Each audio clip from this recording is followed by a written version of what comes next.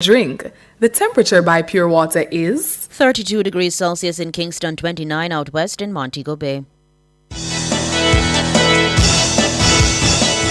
From the Nationwide News Network, comprehensive, incisive, tough.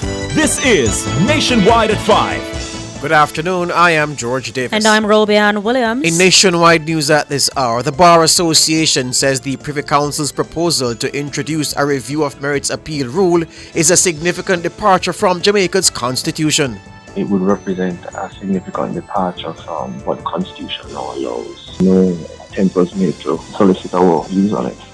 Character witness describes former Petrojam chairman as an honest, God-fearing and charitable man. Closing arguments wrap up in the murder trial of Omar Collymore and his 3 co-defendants. MP Donovan Williams dismisses claims that a female resident of Rosemary Lane has not received any help since her home was destroyed by fire. We sought immediate relief and assistance for Miss Shepherd. Toiletries, groceries. We also furnished her with some materials, while at the same time we introduced her to the social housing program. Opposition spokesman on health Alfred Dawes is calling on the government to address concerns about the withdrawal of the AstraZeneca COVID vaccine. In news from the rest of the world, Spirit Airlines resumes service to Cap Haitian, Haiti. The UN says 80,000 have fled Rafah as strikes intensify in southern Gaza. In headline sports, 3 former world champions among a host of global stars now on the island for Saturday's Jamaica Invitational Track Meet. And later in our broadcast, in our cover story at 5:35, residents of Western Jamaica are again bemoaning the lack of water in the region. What are the NWC's plans? We'll hear from Acting Manager for Corporate and Public Relations at NWC, Delano Williams. Also in the cover story, Education and Youth Minister Favour Williams says over 13,000 cases of child abuse were reported to the Child Protection and Family Services Agency, CPFSA, in 2023. We'll hear more from the agency's Director of Policy, Planning and Evaluation, Newton Douglas. From 6 to 8:30, we'll be broadcasting from Port Antonio in Portland, where the Ministry of Local Government and Rural Development will be hosting a disaster prevention town hall. You'll hear from the Minister, Desmond McKenzie, and others. At 8:30, it's Jamaican Dads with Dennis Brooks, Garth Williams, Marlon Campbell, and Floyd Green. All these and more as we take you home on air on your mobile Nationwide 90 FM, nationwideradiojm.com, and on the Nationwide app available on Google Play and the App Store this Thursday afternoon, Thursday, May 9, 2024.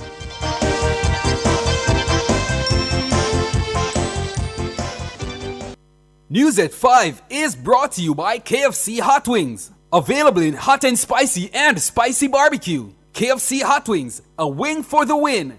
KFC is finger licking good.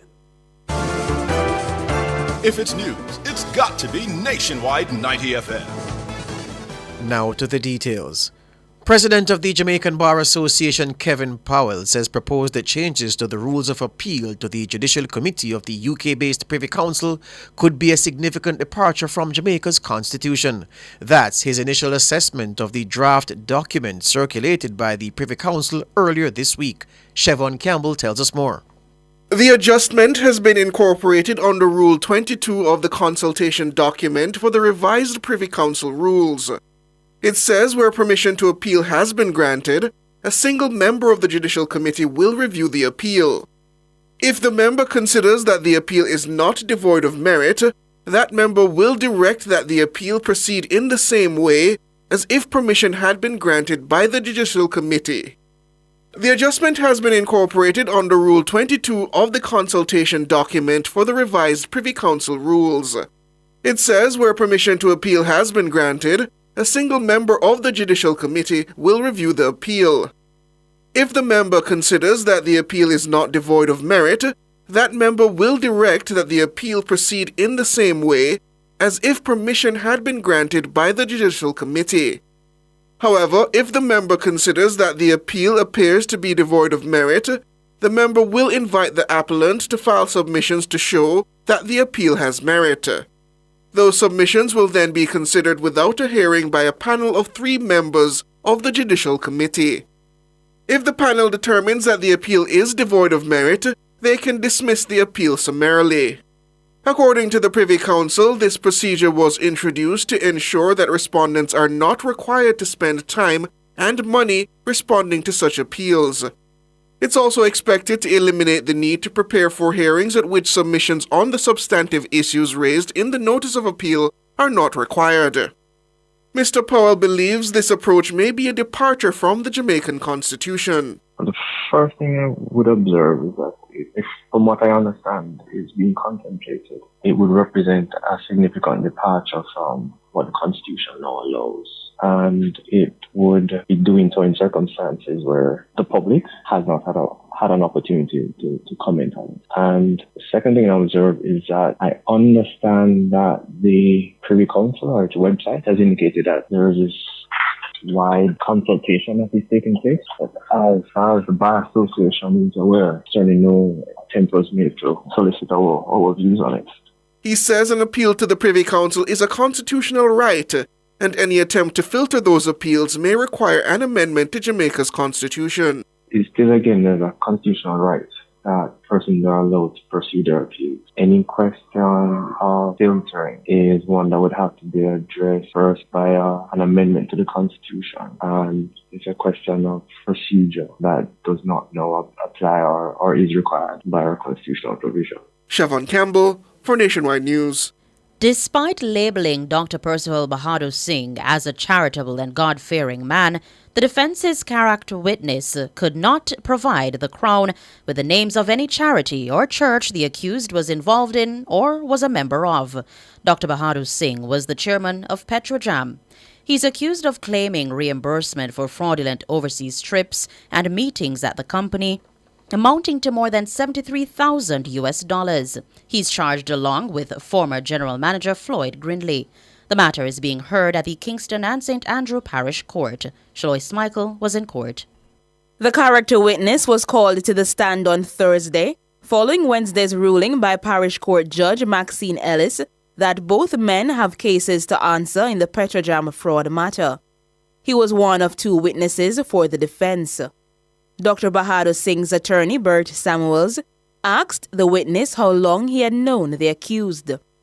The witness said he knew Dr. Bahadur Singh for 14 years.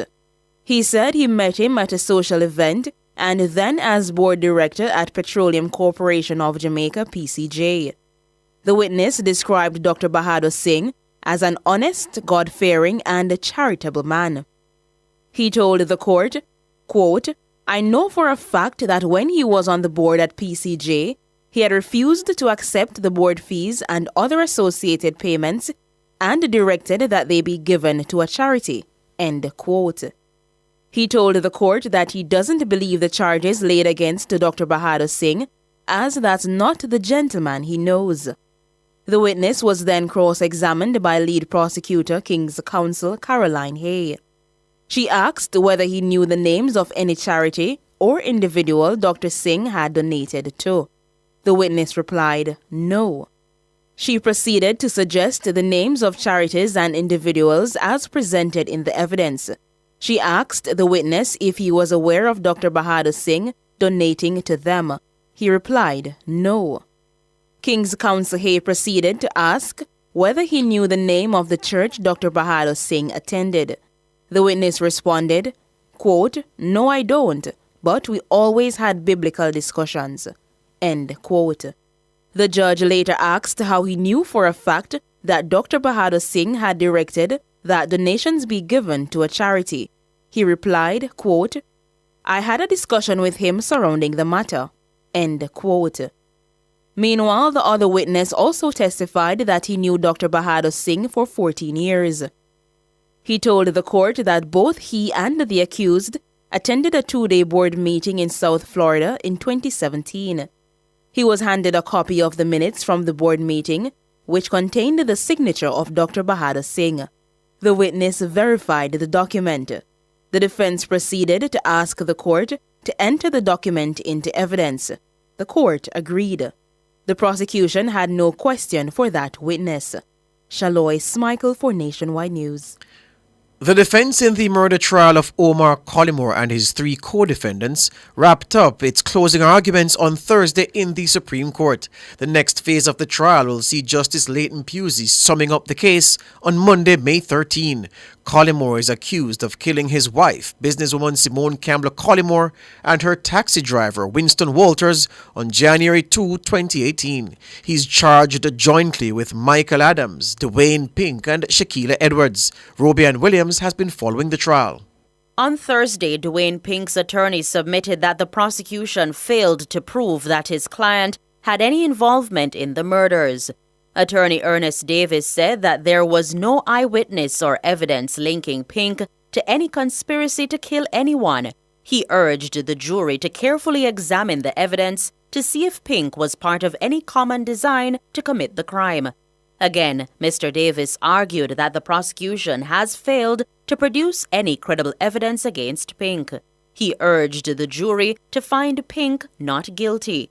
Meanwhile, on Wednesday, defense attorney representing Shaquilla Edwards asked the jury to focus on the fact that her client had withdrawn himself from the conspiracy to kill Mrs. Campbell Collymore. The attorney, Janoy MacDonald, said Edwards was not present when the plan was being hatched. According to MacDonald, her client was in Greater Portmore, St. Catherine during the time of Simone's murder. She stated that, quote, "He was not present when the men met up at Brook Valley. He was not present when they were being given firearms. He was not even present when they were being assigned roles." End quote. MacDonald told the jury that the prosecution picked apart Edwards' story to fit the narrative they wanted. She added that Edwards chose to provide the police with information during his question and answer, including the lies he told to escape from being involved in the murder plot. MacDonald noted that Edwards did not hide that he knew the men were conspiring to kill Simone. She also stated that evidence was not produced to link Edwards' cell phone records to the double murder or any conspiracy. Robian Williams for Nationwide News. The Member of Parliament for Central Kingston, Donovan Williams, is dismissing claims that a female resident of Rosemary Lane in his constituency has not received any help since her home was destroyed by fire. The claim was made by members of the Jamaica Constabulary Force in a 2-minute video recorded on May 2. In the video, 3 JCF members are seen making an urgent appeal for help for Sandra Shepherd. Norgay Banton has that story. Miss Shepherd was seen in the video sitting on a bed while the officers gave a brief description of the place she resided. One of the officers noted that Miss Shepherd had to be staying at another person's unfinished home for shelter. As sad as it is, this we are called home. Home for Sandra, home for your kids, home for your grandkids. Many of them gone to school still. This wasn't her house, but the person just gave them the opportunity to catch. As you can see, beds are, and the condition is not very habitable really for life. Let me use this opportunity to still beg for help. Real life. I'm doing what I'm doing. My team is doing what we are doing. You understand? We do put together and we try to help. We are using the opportunity to call upon persons in power, the new mayor of Kingston, member of parliament, or anybody at all who can see this video. Please, we're in dire need to help this family member. The officers appealed for viewers to donate food, toiletries, or money. They, along with Miss Shepherd, also provided their contact information. But in a post to his X platform on Wednesday, Mr. Williams says Miss Shepherd had already received assistance from the Constituency Development Fund or CDF. In his post, Miss Shepherd can be seen sitting beside the MP. As sad as it is, this we are called home. Home for Sandra, home for your kids, home for your grandkids. Many of them gone to school still. This wasn't her house, but the person just gave them the opportunity to catch. As you can see, beds are, and the condition is not very habitable really for life. Let me use this opportunity to still beg for help. Real life. I'm doing what I'm doing. My team is doing what we are doing. You understand? We do put together and we try to help. We are using the opportunity to call upon persons in power. And we apologize, that story had the incorrect insert at the point when the Member of Parliament for Central Kingston, Donovan Williams, was to have been speaking about Miss Shepherd. We'll rectify that for you after the break. Let's take the break right now and come back. This is Nationwide 90 FM.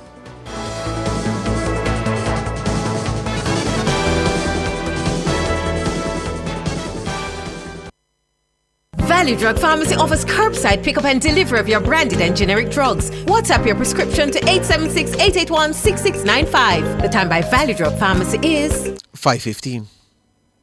Rentokil Initial is the expert in pest control, air purification and hygiene services. Call today 876-926-4236. The temperature by Rentokil is 32 degrees Celsius in Kingston, 29 out west in Montego Bay. Touching lives every day, so many different ways, a part of all you do. Sagicor will make you feel secure, reaching out for more, we'll always see you through. Reach for more, whatever you're dreaming, whatever your goals, will help you achieve them. You're never alone. Taking care of today's needs, take care of tomorrow's dreams. Every day helping you succeed, that's what Sagicor means. Today's needs, tomorrow's dreams. Sagicor.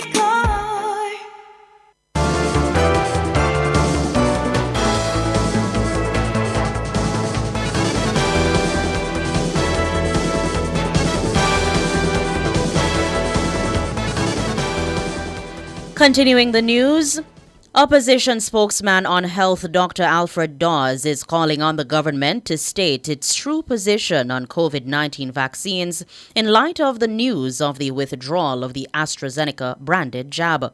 The AstraZeneca vaccine was withdrawn by its manufacturer, citing low demand. However, several news agencies have carried stories linking the withdrawal to side effects that include serious blood clots. Dr. Dawes says the silence of the health ministry is cause for concern, given that this is the same vaccine used to inoculate thousands of Jamaicans during the pandemic. He says people have been left to speculate about any long-term side effects that they may develop. Dr. Dawes says many healthcare workers and ordinary Jamaicans who advocated for people to take the vaccines to protect themselves are now left in a precarious situation. According to the opposition spokesman, anti-vaxxers are claiming victory and threatening to undo the successes of vaccination campaigns involving traditional vaccines. He says the vacuum created by the ministry's decision not to comment on the matter has created a fertile ground for conspiracy theories to spread. Dr. Dawes says this is particularly troubling when the rhetoric coming from the government at the time leaned heavily towards vaccine mandates and discrimination against those who chose not to take them. The Minister of Local Government, Desmond McKenzie, is urging councillors not to politicize the government's $40 billion road improvement project, Spark.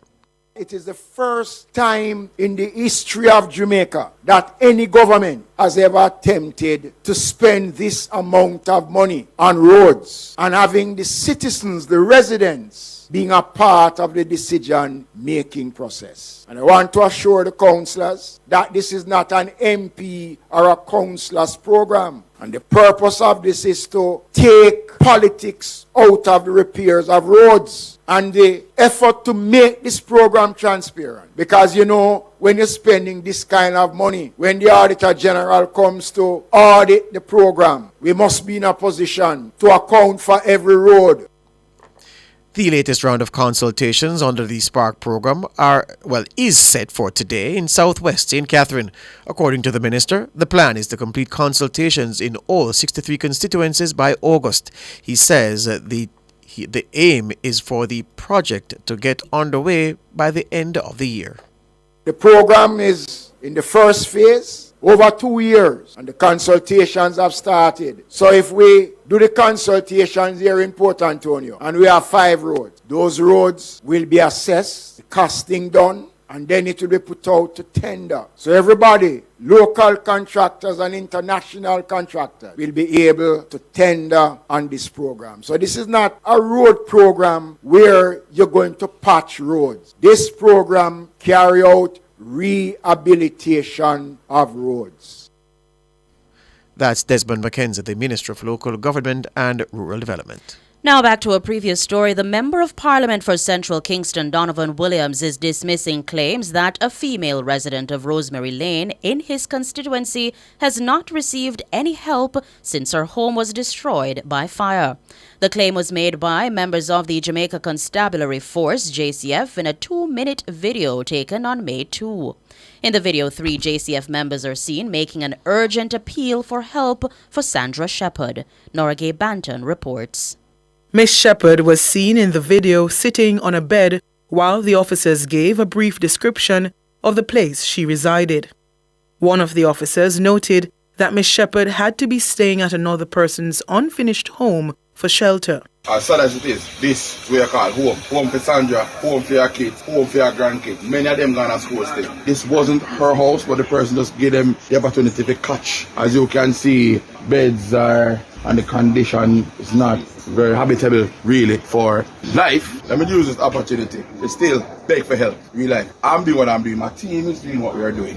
You understand? We do put together and we try to help. We are using the opportunity to call upon persons in power, the new mayor of Kingston, member of parliament, or anybody at all who can see this video. Please, we're in dire need to help this family member. The officers appealed for viewers to donate food, toiletries, or money. They, along with Miss Shepherd, also provided their contact information. But in a post to his X platform on Wednesday, Mr. Williams says Miss Shepherd had already received assistance from the Constituency Development Fund, or CDF. In his post, Miss Shepherd can be seen sitting beside the MP. Some time ago, Miss Shepherd experienced a fire and she and her family were burnt out. We responded immediately and we sought immediate relief and assistance for Miss Shepherd. Toiletries, groceries, that kind of assistance. And we also recognized that she needed temporary shelter. So we furnished her with some material. She asked us for material assistance to build back a temporary shelter. While at the same time, we introduced her to the social housing program. And she in fact was a good candidate because she had a registered title. So as we speak, her application for assistance through the social housing program is being processed. Chiming in, Miss Shepherd says the officers gave the impression that she was destitute.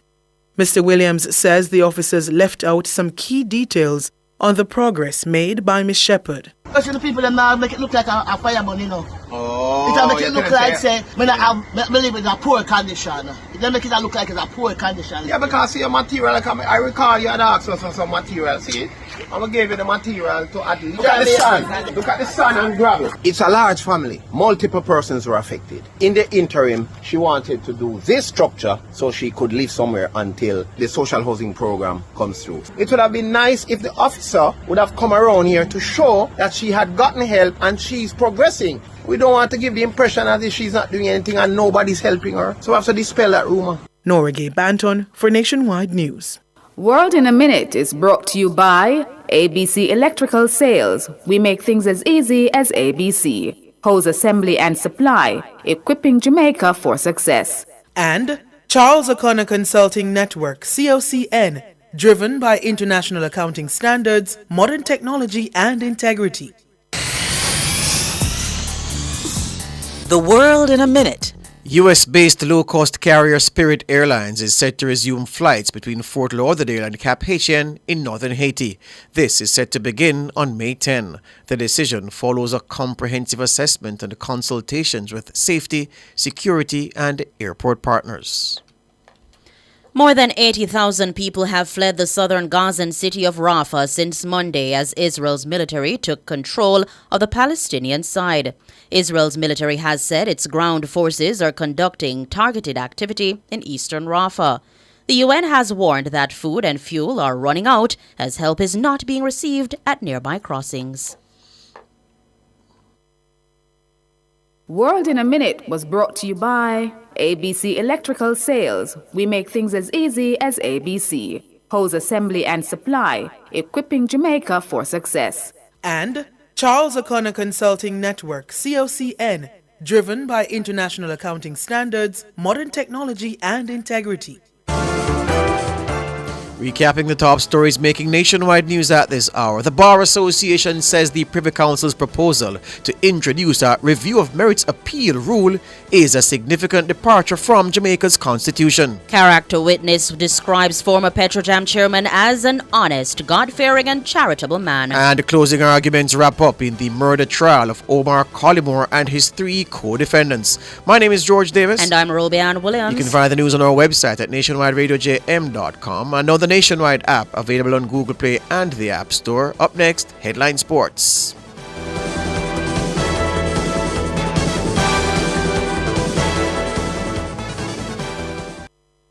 News at 5 was brought to you by KFC Hot Wings. Available in hot and spicy barbecue. KFC Hot Wings, a wing for the win. KFC is finger licking good. Get mom the style she will love at Ashley Furniture Home Store. Save up to $126,998 on select lounge, dining, and bedroom sets. Elevate her home now with styles as low as $26,999. It can be yours with our flexible financing plans. Celebrate mom with the style she needs and will love. Only at the Ashley Furniture Home Store. This is home. Offers end May 23, 2024. Conditions apply.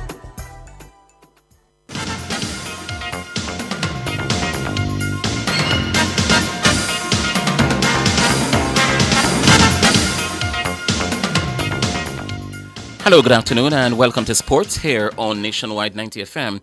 I'm Wayne Walker. Several of the world's leading athletes arrived on the island this afternoon ahead of Saturday's big Jamaica Athletics Invitational Track and Field meeting at the National Stadium.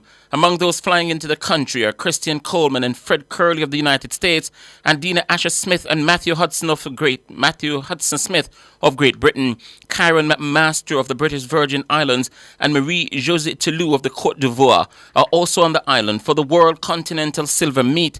Coleman, who won the World Indoor 60 meters title in Glasgow in March, is better known for his exploits in the 100 meters after winning the world title in 2019. However, on Saturday, he will run in the 200 meters, a decision he says that was made between himself and his handlers, aimed at working on the mechanics of the longer sprint. I've run 200s early this year, and now that we're kind of tapering off and like speeding up a little bit, I feel like it'll be a good mix for me to have like this speed endurance training. Also work on my 200 meter pattern, and then it'll kind of just set me up to, I feel like, be ready to run really fast in 2 weeks at Prefontaine as well. That's Christian Coleman. Asher-Smith, who won the World 200 meters title in 2019 as well, will also be campaigning over the half lap on Saturday. And she told Nationwide Sports that she's just happy to be running in Jamaica. So to be able to come to Jamaica, which I believe is the cultural centre of sprinting, and be in a good place physically, yes, but also be able to put together a performance in front of just, family and people that love track and field, I think it means a lot. So, I'm in a great place, very excited to run, but most importantly, I'm just excited to be actually racing in Jamaica. Dina Asher-Smith. And Tillou has been Africa's standard bearer in the sprint for the better part of the last decade and has won medals at the World Championship. She's entered for the 100 meters on Saturday, avoiding a clash with Asher-Smith, but will come face to face with the brash young St. Lucian, Julian Alfred. I have been looking forward to do that, and when I planned my program this year, it was not in. And then I was in Twitter and people was like, I want you to come to Jamaica to race. And I'm like, okay, let me try to speak to my coach and see what we can do. And we put it in. So I'm really happy and I'm really looking forward, to see Jamaican fun and enjoy. That's Marie-Josée Tillou from the Côte d'Ivoire. Now, the Jamaica Athletics Invitational is set for 7:30 on Saturday night, and Nationwide 90 FM will have live coverage during Sports Nation Live. And the 8-time Olympic gold medalist Usain Bolt has now held the world record for the men's 100 meters for the longest period in the event's history. 14 years, 8 months and 23 days. Bolt's world record of 9.58 seconds set at the 2009 World Athletics Championships in Berlin in August 16, 2009 has surpassed the previous longest held record in the same event held by the American Jim Hines. That's the late American Jim Hines. clocking the first sub-10 seconds 100 meters in history on June 20, 1968. Hines was a football player and a track star who lost and then regained the world record on October 14, 1968. He passed away last summer, now retired from professional track and field. Bolt stated in an interview in December that he was not worried about his records in the 100 and 200 meter sprints falling anytime soon. His world record marks of 9.58 in the 100 meters and 19.19 in the 200 meters were set at the same World Championships in Berlin. Newly minted German champions Bayer Leverkusen today set a new European unbeaten record of 49 successive games in securing a late draw with AS Roma to reach the Europa League final. Josip Stanisic scored with the last kick of the game at the Bay Arena in the 97th minute to earn Xabi Alonso's side a 2-2 draw on the day and 4-2 on aggregate. Roma, who had lost the first leg in Italy but were much improved in Germany, drew level in the tie through two Leonardo Paredes penalties. Scores, no doubt about it, blasted down the middle. Roma are back in it, 2-1 now on aggregate to Leverkusen, and he does. Brilliant penalty, low, hard, in the corner. Roma, improbably, maybe even impossibly, level. That minor miracle is on. Leverkusen, they need a goal. Oh, look at that, it's an own goal. The keeper missed it. Leverkusen strike late again. Can they add? Can they level it? Yes, they can. Well, they've done it again. This is absolutely incredible. It's Stanisic, Leverkusen's late show. They're still unbeaten. They're still invincible. Meanwhile, Adiloma Lukman, Matteo Ruggieri and El Bilal Touare scored for Atalanta. The Italians are into the Europa League final with a 3-0 win over Olympique de Marseille, 4-1 on aggregate, and the Jamaican international Leon Bailey and his Aston Villa team were dumped from the Europa Conference League at the semi-final stage today. Villa lost 2-0 in Greece to the Olympiacos team in the second leg of their semi-final tie to exit the tournament 6-2 on aggregate following their 4-2 defeat in the first leg at Villa Park last week. And it's now time for the Nationwide Olympic Fact, sponsored by Juicy Patties. This is Nationwide's Olympic Facts, brought to you by Fontana Pharmacy. It's all good inside. Did you know that Omar McLeod is the first Jamaican to win gold in the men's 110 meters hurdles at the Olympics? Yes, that's a fact. At the 2016 Rio Games, Omar McLeod won gold in the sprint hurdles in 13.05 seconds. That was Nationwide's Olympic Facts. Brought to you by Fontana Pharmacy. It's all good inside. Yeah, the countdown continues to the games of the 33rd Olympiad in Paris. The opening ceremony on July 26th at the River Seine, and then 17 days after of sheer class sporting competition over some 41 sporting events. It's the only place to get it in Jamaican radio, right here on Nationwide 90 FM. That's sports.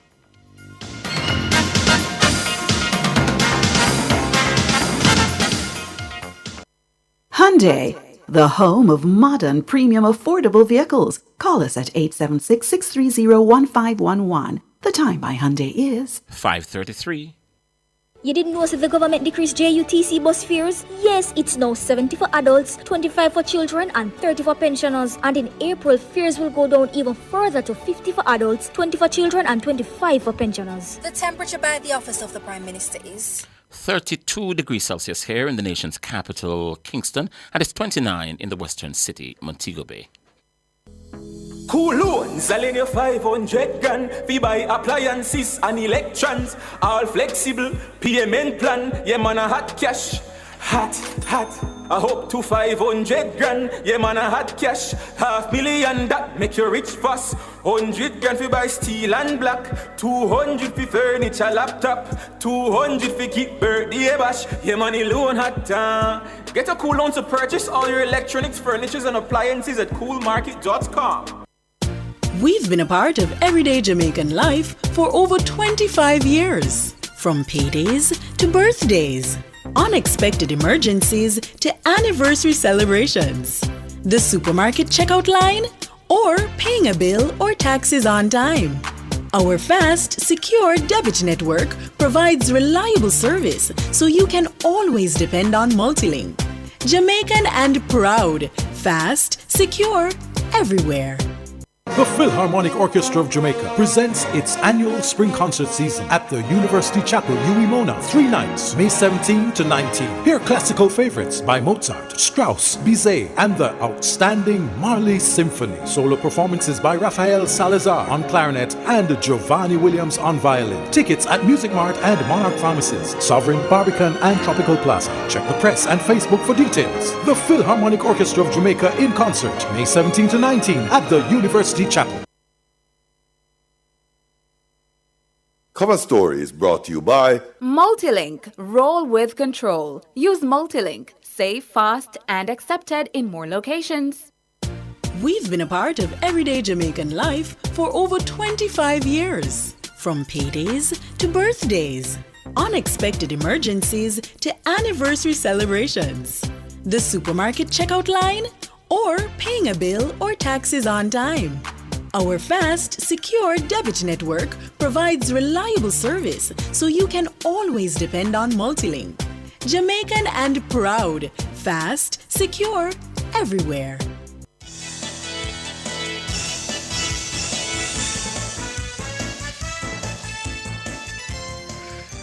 Good afternoon.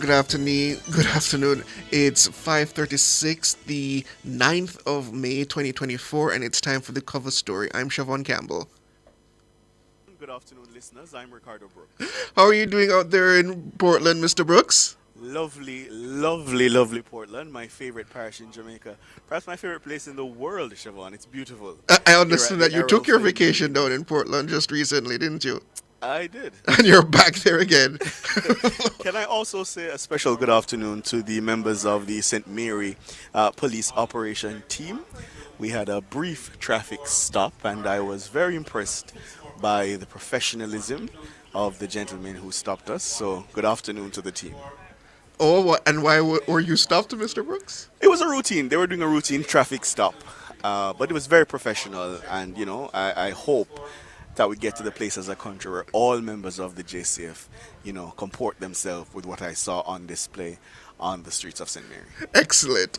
Well, let's get into it. Residents in Western Jamaica are again decrying the lack of water in the region.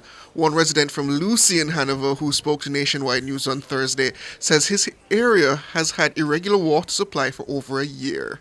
Yes, he says for that period, he's had water for approximately 2 hours a day. The resident says when he sought answers from the National Water Commission, the NWC, he was told that there was an issue with the Great River Treatment Plant in Hanover. Now, this plant serves areas in Hanover and St. James. Recently, Minister with responsibility for water, Senator Matthew Samuda, announced that plans are in place to ensure there's enough water to tackle an incoming surge in tourist arrivals in the western parishes.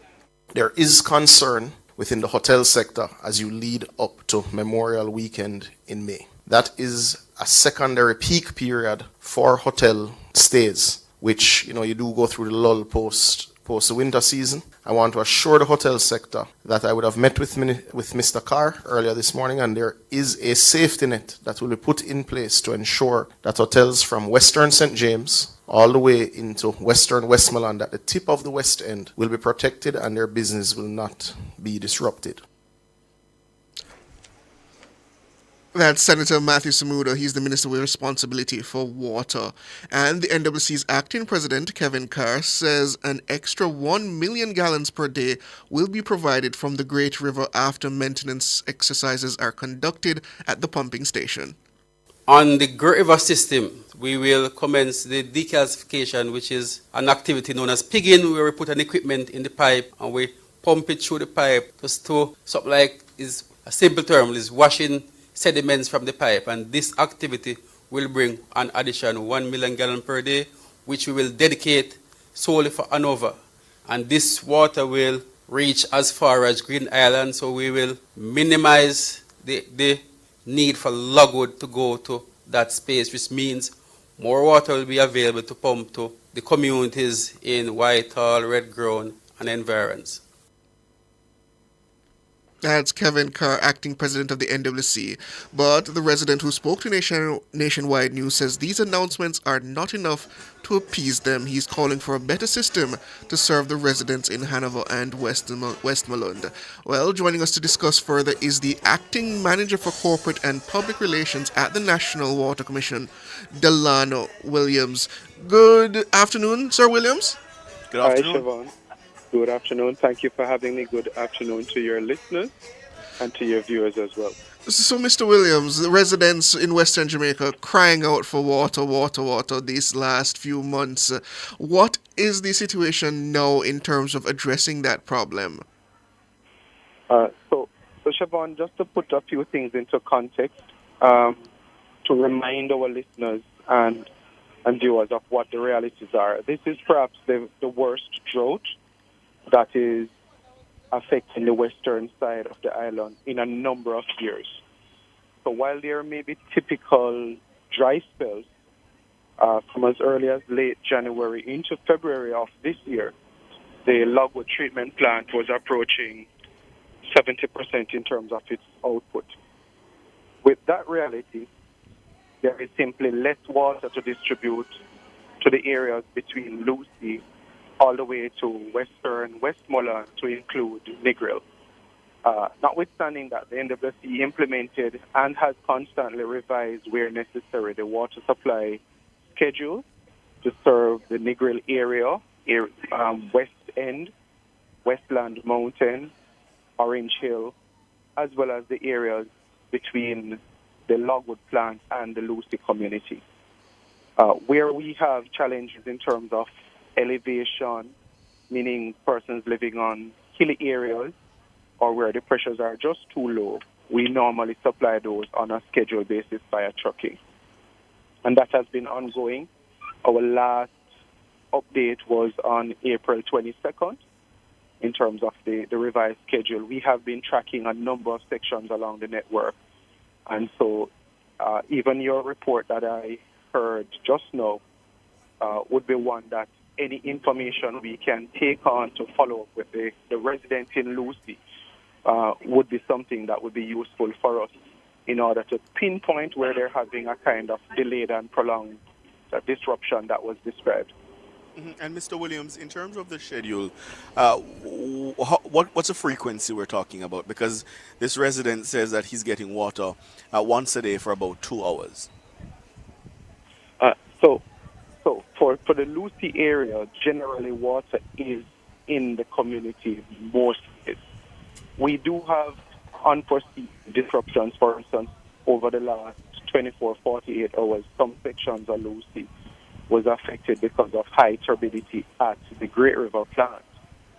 Now, that was rectified overnight. A number of checks were made throughout today, and we can confirm that water supply was there. There are some hilly points where we have been grappling with illegal takeoffs of the line, or also customers, well, not customers, but persons tapping into the network and installing pumps. For instance, Malcolm Heights is one of those areas of challenge.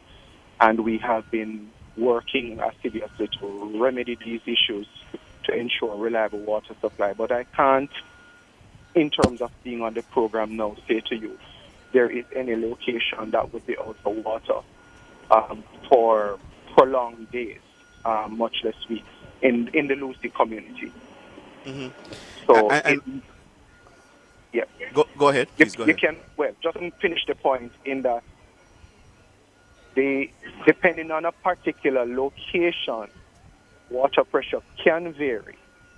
So if a customer is having low pressures or disruptions, then a follow-up would be necessary, and where we can, we augment it with trucking. Mm-hmm. And in terms of the medium to long term, what's the outlook? Because we were told that there would be some maintenance exercises, for example, around the Great River treatment plant. Yes, and that should provide some amount of relief. What's the medium to long term outlook? Well, actually, that work commenced last week in terms of the first phase, in terms of the prep work.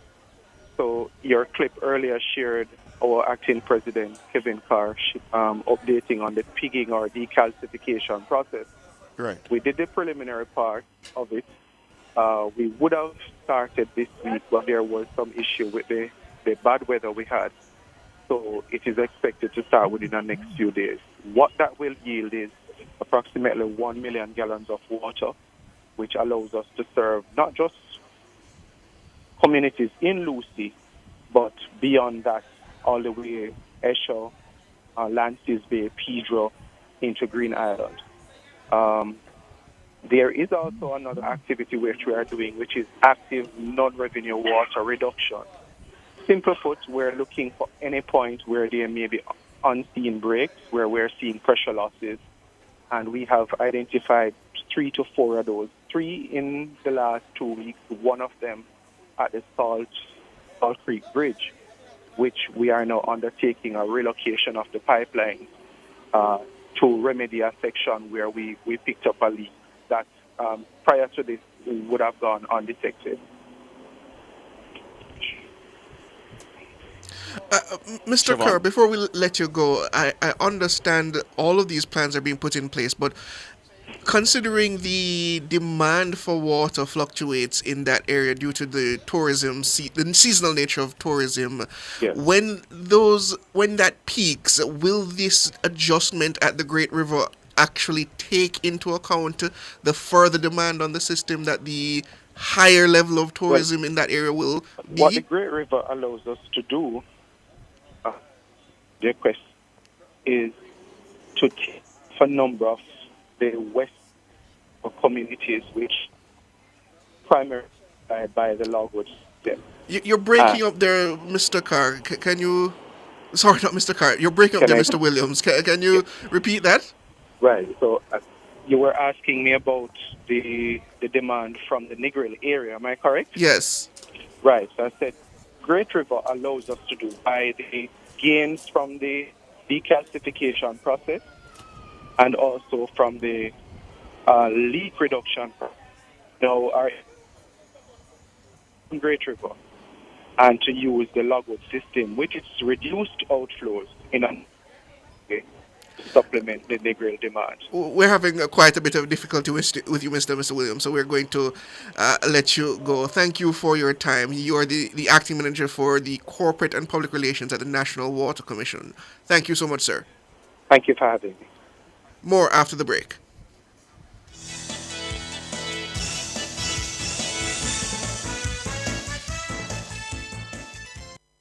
Clearing personal non-commercial shipments at the port? Avoid the wait. Request a contactless clearance through your agent today. It's more efficient. It's secure. The time by the Jamaica Customs Agency is 5:47. Outperform, outlast. With top performance. Jackama. Reliable, full stop, not comma. We have the expertise for drilling and demolition. We have the power tools for plumbers and electricians. Fancy select tools, free parts and free repairs. 3 parts, free repairs. 2 to 3 years. Hilton, available at Delta Supply, 106 Hagley Park Road. Call us at 876-302-61114. Delta Supply, we service what we sell. Touching lives every day, so many different ways, a part of all you do. Sagicor will make you feel secure, reaching out for more, we'll always see you through. Reach for more, whatever you're dreaming, whatever your goals, will help you achieve them. You're never alone, taking care of today's needs, take care of tomorrow's dreams, every day helping you succeed. That's what Sagicor means. Today's needs, tomorrow's dreams. Sagicor. Juicy Patties now delivers in Kingston and St. Andrew with Quick Cart. Get your favorite Juicy Patties, breakfast, lunch, and more delivered right to your door. Visit quickcartonline.com or download the Quick Cart app to place your order. Juicy Patties and Quick Cart, delivering serious Jamaican food.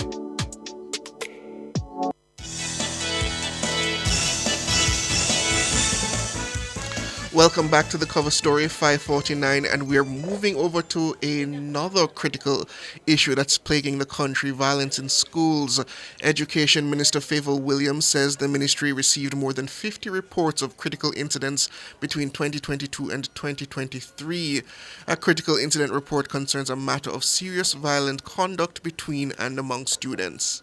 A total of 55 critical incident reports were submitted through the regional offices to the Safety and Security in Schools unit at the Central Ministry. It is instructive to note that the 55 critical incidents occurred at 50 different schools, 15 primary and 35 high schools. 5 of the schools had 2 critical incidents each. And these range from gang violence to physical assault to robbery to break-ins at the school to school bus accidents to alleged sexual grooming to drowning to vandalism to stabbing to attempted abduction to brawls to physical altercations to a fire and alleged sexual assault.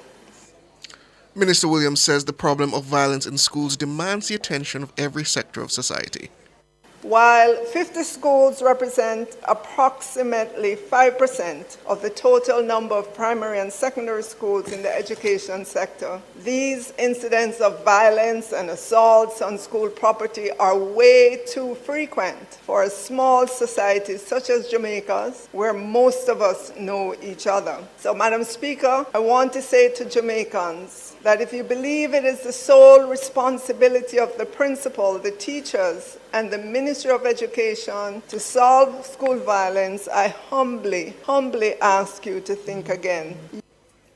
That's Favour Williams, Minister of Education and Youth, speaking in her making her sectoral debate presentation in the House of Representatives on Wednesday.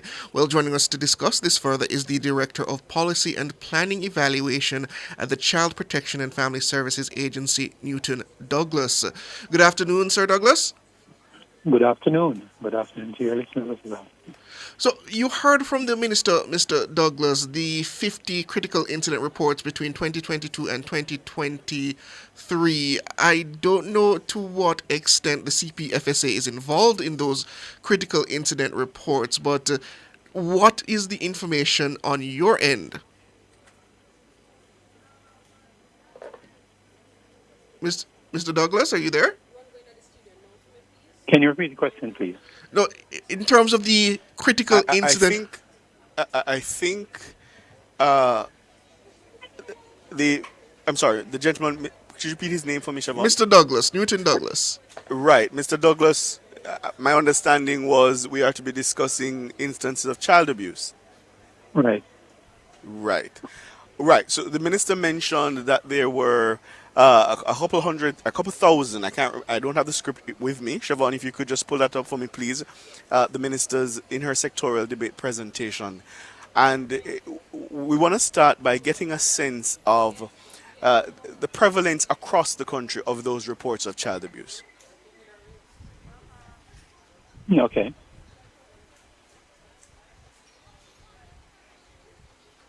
Please go ahead. All right. So we have when we compare, say for instance, 2022 with the year that just ended in 2023, we have seen that most instances have been trending down, with the exception for cases that are behavioral challenges or emotional abuse. But it's certainly, the figures are certainly in line with what the Minister would have outlined in her presentation yesterday. Trending down. Okay, so what are the various types of abuse that you're seeing in terms of prevalence? Is it sexual abuse, physical abuse? What's the most prevalent? So the agency would have received child abuse reports through its National Children Registry. Such reports, as you would have outlined, would have included, but not necessarily limited to sexual abuse, physical abuse, neglect, emotional abuse, child labor, child trafficking, bullying in some instances, that's peer abuse. Right, so that's pretty much in a nutshell all. Reports come to us for instances where children are otherwise in need of care and protection. Mm-hmm.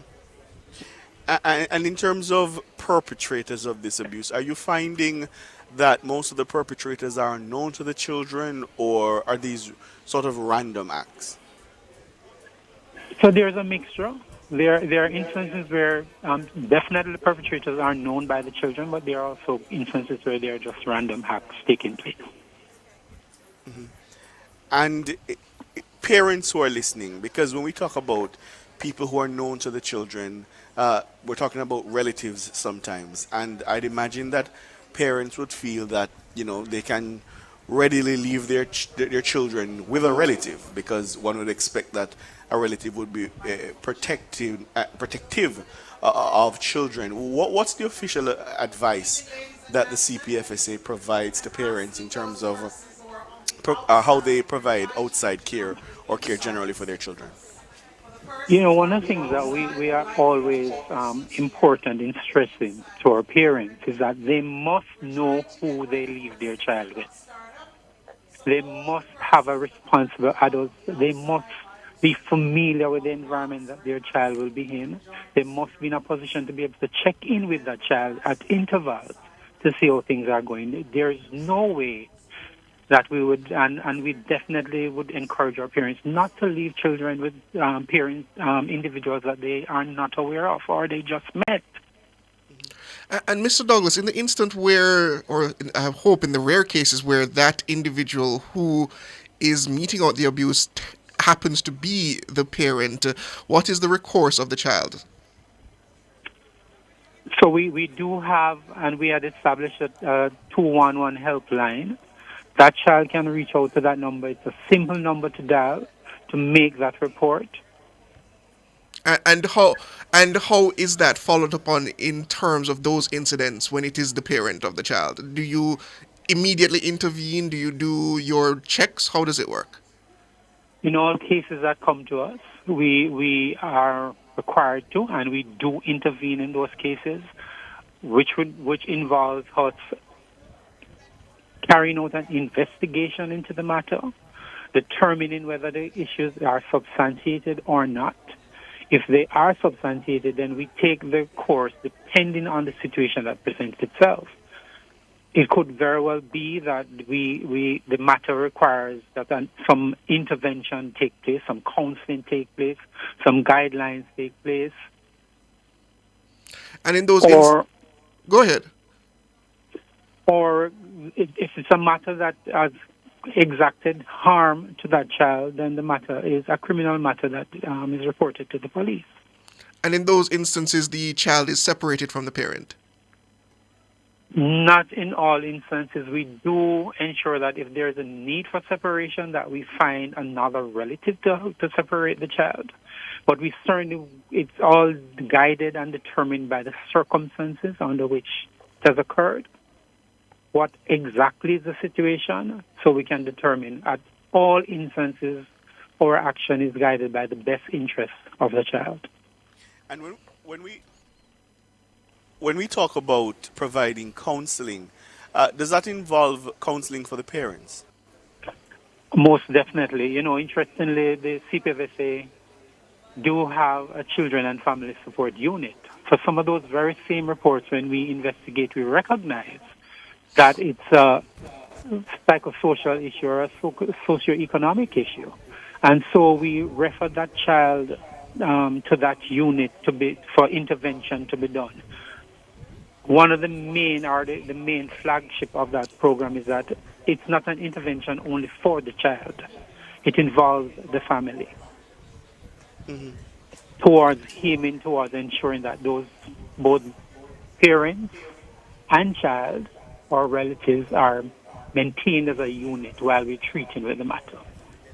And your best hope would be... So it's definitely a comprehensive approach that we take to ensure that we respond to that issue. Right. And I'm imagining at some point your best practice would be to try to, as far as is possible, reunite the child with his or her parents. Most definitely. As a matter of fact, the work that the Children and Family Support Unit carries out is treating the situation with the child in their own biological spaces where they live. And so it is keeping them together while we respond to the issue and work with the family to treat with the situation that's presented. And in terms of the community, because sometimes, as community, we can see signs that a child may be, facing hardship or abuse. What's the advice to community members who see these things and might think, boy, I should stay out of other people's business? Interesting that you asked that. One of the first things that we will encourage, we certainly don't want it to happen, but in instances where it is happening, we are saying to the public, pick up the phone and call 211 helpline. Let us know what is happening so that intervention can take place to prevent the issues that are emerging with that child.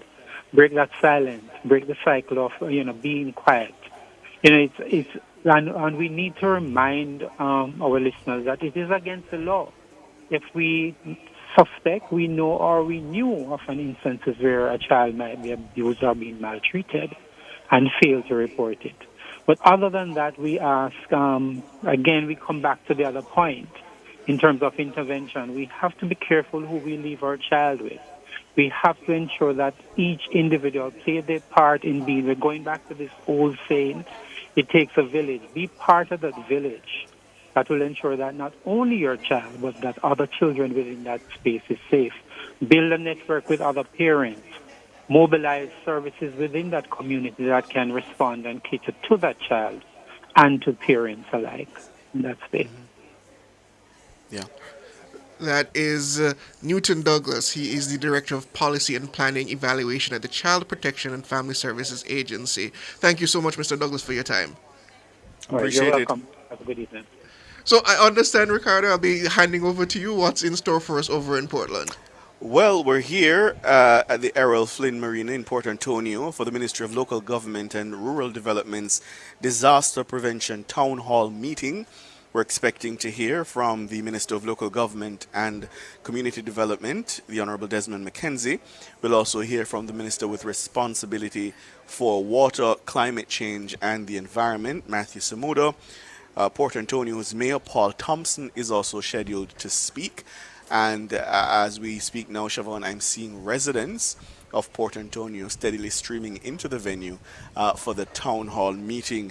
This town hall meeting, of course, being held as the country starts to ramp up preparation for the Atlantic hurricane season. We'll also be hearing from the Office of Disaster Preparedness and Emergency Management, ODPEM, the National Solid Waste Management Authority, the Jamaica Public Service Company, the Water Resources Authority, as well as the Met Service of Jamaica.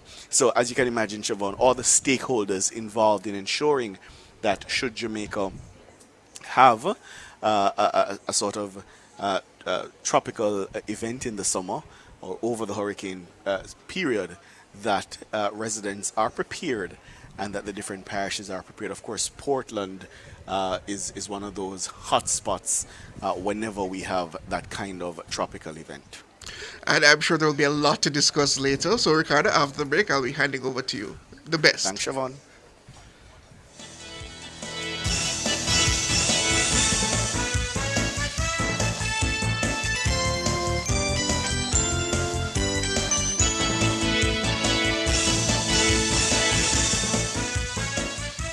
Cover Story was brought to you by Multilink. Roll with control. Use Multilink. Safe, fast, and accepted in more locations.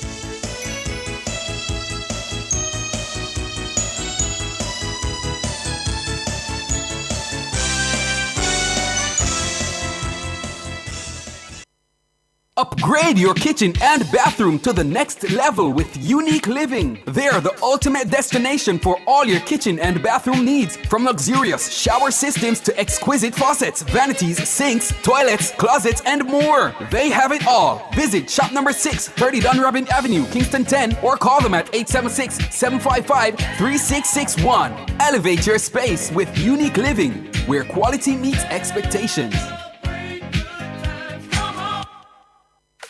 Teachers, looking for a loan? Look no further. At Chris and Charles, you can borrow up to $2 million without a guarantor. We understand the difference your job makes, so here's a little extra support just for you. We know the best teachers teach from the heart, and at Chris and Charles, we're here to help you succeed. Give us a call at 876-920-4189 or WhatsApp 876-838-9028 for loan options. Conditions apply. When you think loans, think Chris and Charles. More savings, more choices. Get active with Active Home Center. The one-stop shop for everything for your home. We have more savings, more choices, unbelievable prices. Wide selection with the latest style. The kitchen, bathroom, right down to the tile. Buy the hottest items on spot, don't miss out. Best options under one roof, no doubt. More savings, more choices. Visit us in store or online at www.activehomecenter.com. We have more savings, more choices. Invest in Jamaica and make your money grow. Invest in Mayberry Jamaican Equities Bond, a safe and purposeful way to invest. How? We carefully invest your funds in top local companies, empowering you to profit from multiple businesses, not just one. With a minimum investment of just $20,000 and an interest rate of up to 10.5% per annum, it's more than just growth. It's profit with purpose. Discover more at www.profitwithpurposeja.com or contact your investment advisor for full details. Profit with purpose. Invest with Mayberry. It's our Mother's Day weekend sale at the Ashley Furniture Home Store, and we've got everything for mom with up to 20% off select styles. Shop gifts for her starting at $2,999. Plus, enjoy 25% off all decorative accessories. Finance or Fave styles on 6 to 48 months credit. Get the perfect gift for mom during the Ashley Furniture Home Store's Mother's Day weekend sale, May 9 to 12. This is home. Conditions apply. Cleasing Industrial Supplies Limited are authorized distributors of international brands ABB, Omron, STC, Festo, and Thomas & Bet. They supply programmable logic controllers, photoelectric and proximity sensors, contactors and soft starters, power supplies, variable frequency drives, and much more. Visit them at 24 Dunrobin Avenue, Kingston, or shop 32 Overton Plaza, 46 Union Street, Montego Bay, or visit their website cleasling.net. Cleasing Industrial Supplies for all your industrial automation and control solutions. This outstanding 6'4" athlete credits Jamaica with her first Olympic victory ever. Jamaica is filled with Olympians. World record holder McKinley dashes into the lead. We must never forget the forerunners of Jamaican Olympic greatness. Coming into the home stretch, it's Wint who challenges the leader. Win or lose, athletes never forget their Olympic experience. Fairly knotty and devastated. Another world-class feat. And Hemmings is going to do it. Hemmings wins it. She's the champion. A personal... Win or lose, Jamaicans will cheer the loudest at the Olympics so that the world will never forget who we are. And Usain Bolt is moving away. And Jamaica retained their title. And the world record has been taken apart. Oh, I say. From July 26 to August 11, tune in only to Nationwide 90 FM for the coverage of the 2024 Paris Olympic Games, because we're here to ensure that you never forget. Nationwide's coverage is powered by our bronze sponsors: National Road Operating and Construction Company Limited, Digicel, Grace Foods, Spirits of Jamaica, Imperial Optical Jamaica, and Rainforest Caribbean.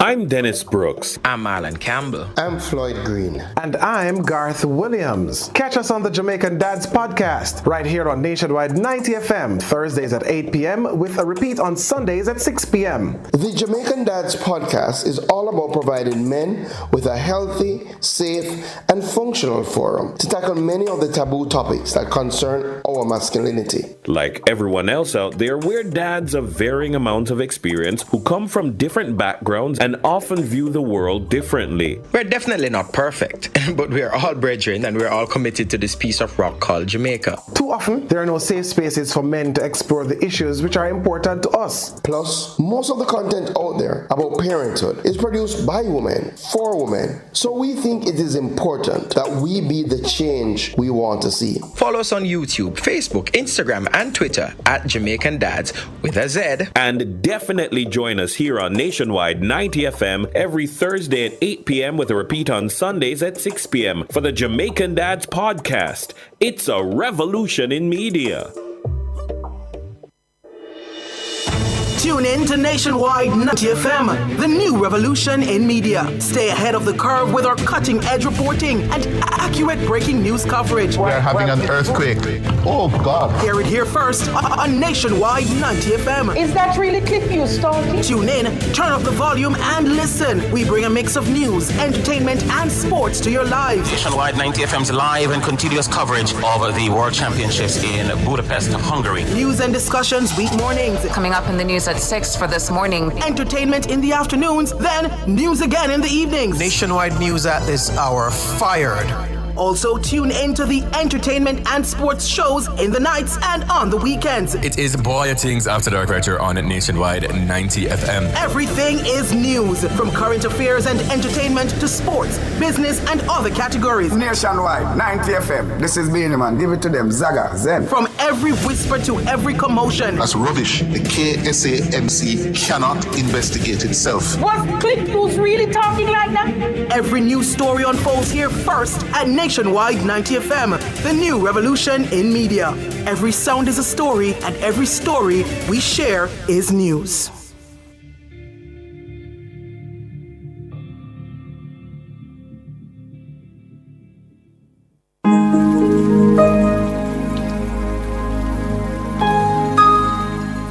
Hi there.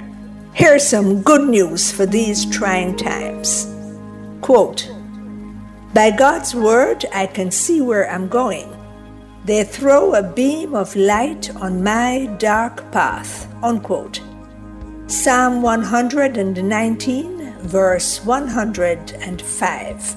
Listen for God's word weekdays at 5:45 a.m. and 12:55 p.m. through Oasis. Stop by for a refreshing drink and share a God perspective for the day. Oasis. Weekdays 5:45 a.m. and 12:55 p.m. right here on Nationwide, a revolution in media. The rebroadcast of the Oasis can be heard weekdays at 5:45 a.m. The Oasis is brought to you by Solar Tech Jamaica. We use the gift of the sun to power our world. As a parent, you give your children a good start in life. You nurture, protect, and guide them. Parenting is a process that prepares your child for independence. As your child grows and develops, there are many things you can do to help your child. Stay tuned to The Big Show, Nationwide this morning, for parenting tips. Fridays at 6:53 a.m. Only here will you learn everything you need to know about parenting. Tips to help parents navigate the incredibly challenging and rewarding journey of child rearing. Parenting tips on Nationwide 90 FM, the revolution in media.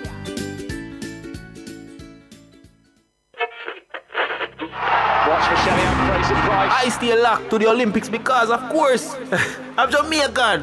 What you mean? Me, I have to tune into the Olympics, man. Because I'm always busy, but what? I have to know when Sherika Jackson beat Shakari. Brother, I have to have every notification for the Olympics. I want to hear every run. Now Sherika Jackson coming every jump. Oh, that is absolutely huge of Wayne Pinkham. Every fling, live. So, take us then. Nothing can miss me. We're always on the move. So while we're driving, run, Elaine, run. Jogging. Yes.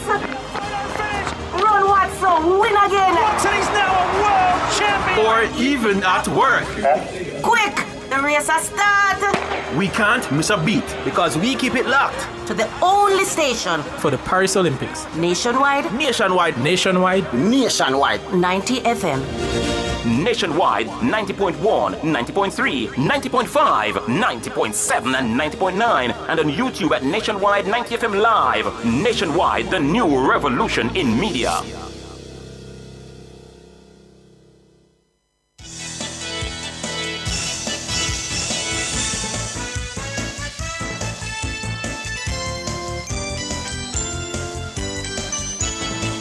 14 minutes after 6. Thank you so much for staying with us here on Nationwide at 5. We're coming to you live from the Errol Flynn Marina in Port Antonio, Portland. We're here for the Ministry of Local Government and Community Development's Disaster Preparedness Town Hall meeting. The portfolio minister is the Honorable Desmond McKenzie, the Minister of Local Government and Community Development. He joins us now. Good afternoon, Minister. Good afternoon, and it's good to be in the big league with you. He said to me, listeners, you get promotion. So tell us, Minister, we're in the month of May, and already you're ramping up your disaster preparedness. Why did we start in Portland? Well, first of all, Portland represents a real and present danger, because if the country realized that the last 5 or 4 earthquakes that we had, Portland was the epicenter of all 4. And Portland is one of the vulnerable parishes in Jamaica. It is in the top 3 vulnerable parishes in Jamaica. So we have identified, based on the program, we were here earlier on during earthquake preparedness week with our earthquake program. Now we are back with a town hall meeting, and the town hall meeting is not just to address the issue surrounding preparedness of disaster and awareness around earthquake and flooding, etc. There's also the issue of a water problem in the parish of Portland, and I'll be joined later on by my colleague, Minister Senator Matthew Samuda, who will be speaking around the issue of water. So Portland, as I said before, it is critical. When it rains, we have problems. When it doesn't rain, we have problems. So the focus on Portland is to speak more to the residents in Portland so that they understand, because the question of earthquake is becoming more and more frequent now in Jamaica. And I think a lot of us pay scant attention to an earthquake, because remember now, this is one of the disasters that doesn't show any signs. It doesn't set up like rain. So I think the more we talk to communities and areas such as Portland and the wider Jamaica, because we're going to be taking this right across the island to cover as much parishes as we can over the next couple of weeks, because come June, the Prime Minister will be officially launching Disaster Preparedness Month. Last week we had a workshop where all the stakeholders came together to discuss the issues, put on the table the way forward. So when we have the National Disaster Council meeting in St. Anne in a couple of weeks' time, we will be speaking more to what we're doing, but we are addressing issues in Portland this evening. Yeah, and if we look at the turnout, listeners, you can't see, but it's a full house. So clearly the residents of Port Antonio and the parish of Portland are taking this seriously. In terms of when you interact with residents about disaster preparedness, do you find that Jamaicans broadly understand what's expected of them in a disaster? Some people do. One of the issues we discussed at the meeting last week is whether or not Jamaicans really take the question of disaster seriously. It is something that we are looking at. You have some people will tell you that, we are a God-blessed country, so nothing will not affect us, and we can't be complacent in what we're doing. I rather err on the side of excess more than don't do. So they do understand, because there are communities that has been affected. It doesn't take a major disaster to affect some sections of Portland, because there are sections of Portland, once it rains, the area becomes inundated and persons have difficulty in getting out. Even to get relief supplies to those persons pose a challenge at times. So the importance of a town hall meeting like this, and what we do, we know the communities. So we sort of choose working with the SDC and the various community groups, with the political representatives in the respective divisions, to help to sensitize the various areas around the importance of understanding about disaster preparedness. Yeah, and that sounds all-encompassing, and I found it interesting that the minister with responsibility for water is also here when we're talking about disaster preparedness. Why did your ministry see water as part and parcel of what needs to happen in the planning? Because over the last year or so, the frequency of rainfall in Portland has shifted. Many of the streams that used to provide reliable water systems, just wasn't delivering. Mm-hmm. And I don't know if you know that a significant portion of Port Antonio and other sections don't have potable water in their pipes. So the minister is coming to speak about the proposed programs that will be done to improve the water supply system in the area. And Portland is going through a period of drought now because we also have to be providing funding for the trucking of water to the area. And we deem, in terms of our disaster preparedness, I know we are analyzing disaster, that we have included the drought because there's a drought committee that the ODPEM sits on, and we have also included the road traffic people within our disaster program. So the real issue why water is here is because there is a need to address the water issue in Portland. Right. And that brings me to stakeholder management. I notice you have with you ODPEM, the National Solid Waste Management Authority, the JPS, the Water Resources Authority, the Met Service, and earlier I think we heard from the Fire Brigade. In terms of collaboration with stakeholders, how has that been going? You speak to the committee meetings and so on, but are we getting from those meetings the sort of joined up approach that will ensure that we can respond in good time? That is why we are able to have town hall meetings, because the working committee looks at all the various issues. Water resources is here on a different level because they talk about the purification and other aspects of water. In these town hall meetings, you will get complaints from persons about solid waste. The JPS is critical also. Right. So all of these persons do make up what is known as the National Disaster Council. And we have pulled from that a number of stakeholders. The Ministry of Health is also critical. The Ministry of Labor is also critical. But we have included the more response of disaster in terms of this town hall meeting. And when we get closer now to, for example, we spoke about the earthquakes, when we get closer now to the hurricane season, what can Jamaicans expect from your ministry? Well, we have been doing assessment of shelters right across the country. The mayor this morning at the council meeting gave an update to say that all shelters have been inspected and all shelters are in good working conditions. All that we will probably need to do, we're going to be starting, the Ministry of Local Government will be writing to the municipal corporations this week to advise them that they can now use the month of May and another month for mitigation purposes for drain cleaning. So we're talking drain cleaning, bushing, etc. Yes. In areas where it's prone to flooding. And then we will be sensitizing various community meetings with the SDC going into the various communities. So it is an expansive program that will take us right across the country. And I want to say that some years ago, we could speak to some parishes and say that these parishes are the parishes that we should concentrate our efforts on. Now, the eastern part of the country used to be the part where we have the greater rainfall.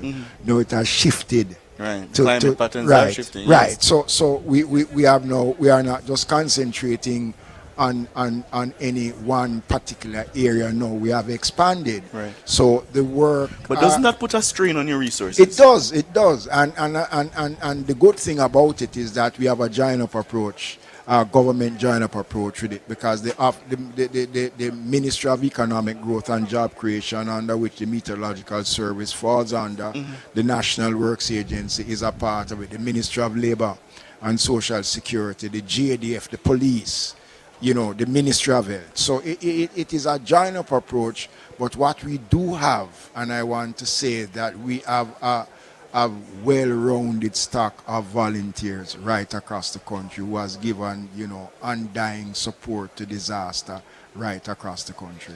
Let me touch briefly on the community development part of your portfolio, because we know that I've heard you talking up the Spark program, talking about the importance of it, and saying that it will not be politicized. What's the feedback you're getting from the councillors? Well, the councillors now are having a greater understanding and appreciation. A lot of mischief was being made. People were, have the argument about It's the an government MP alone having project. money, and Yes. it is not so. And I have to be dismissing that mischief, because let me say something, Ricardo. Never in our history since 1944 we attained universal adult suffrage. Jamaica's never had a program, a comprehensive program about road repairs. $40 billion, and the Prime Minister must be commended for this bold initiative. And this is not a project where the But government... don't you worry, with all that money to spend, you might face the bottlenecks and the delays. Well, 'cause that's a lot of money. It's a lot of money, and it is money that the government is committed in spending, and spending it in the correct way, going through the process. Right. When the assessment of the roads are completed, it will be put out to tender, local tender, international tender. The procurement guidelines will be observed, because this is a program that the Auditor General will have to have a look at. And this is why the decision to go the route of involving the communities to make the recommendations on the road. We have had 2 successful consultations in Western St. Andrew with MP Anthony Hilton. One in Duane Park, and the other was in Waterhouse on Saturday night. And I was very, very pleased. The residents came out. The residents came out and they spoke, and they supported the project. And I want to commend MP Hilton and the mayor of Kingston for their support. The consultation moves into St. Catherine in a short while. It's in Southwest, in MP Warmington's constituency. And we have had the list now of constituencies with dates that we'll be rolling out. And I just want to say to Jamaicans, trust this program, because it will be transparent, it will be non-partisan. The people will have a say. And let me say to your listeners and the viewers, this is not a program where we're going to patch roads. It is rehabilitation of roads, construction and rehabilitation. Trains, and this is the first phase of it, because the program is going to be rolling out over in a 2-year period. The first phase, and then there's a second phase of the program. And believe me, it is going to work, because the commitment is there, and we are bold enough to go out there and to sell the project to the Jamaican people, so that they understand that community roads will be looked at. We're not saying that we are going to be able to do all of the roads, because the latest count we have now is about 25,000 kilometers of road network across the country. It was about 23,000, and with the addition of new developments taking place, new communities being constructed, the number of road networks have increased. And let me just make the point that the Spark program is not replacing the work that the NWA and the municipalities have been doing. So that will continue. Those works will continue. The allocations for those road work will still be done. But this, I tell you, will be a game changer, and we are committed to it, and we will use the proper procedure to ensure that there is value for money. And let me say that when the road is rehabilitated, it is anticipated that that road will last for 7 to 8 years. All right. Desmond McKenzie is the Minister of Local Government and Community Development. We're going to hear from him a little later. We're at the Ministry's Disaster Preparedness Town Hall meeting here in Port Antonio, Portland. Minister, thank you so much. Thank you so much, Ricardo. And before I go, I want to say, somebody asked the question, where does the Water Commission fit in this? They are at the table. So whenever we're going to do a road, the Water Commission is there to tell us, do you have any plans to put in? If you are, tell us. And that's important. So Right. that after the roads are laid down, Precisely. they're not dug up again. And the I'm Prime glad to Minister hear is that. insisting on that. Good. We take the break here at Nationwide at 5. Soon come.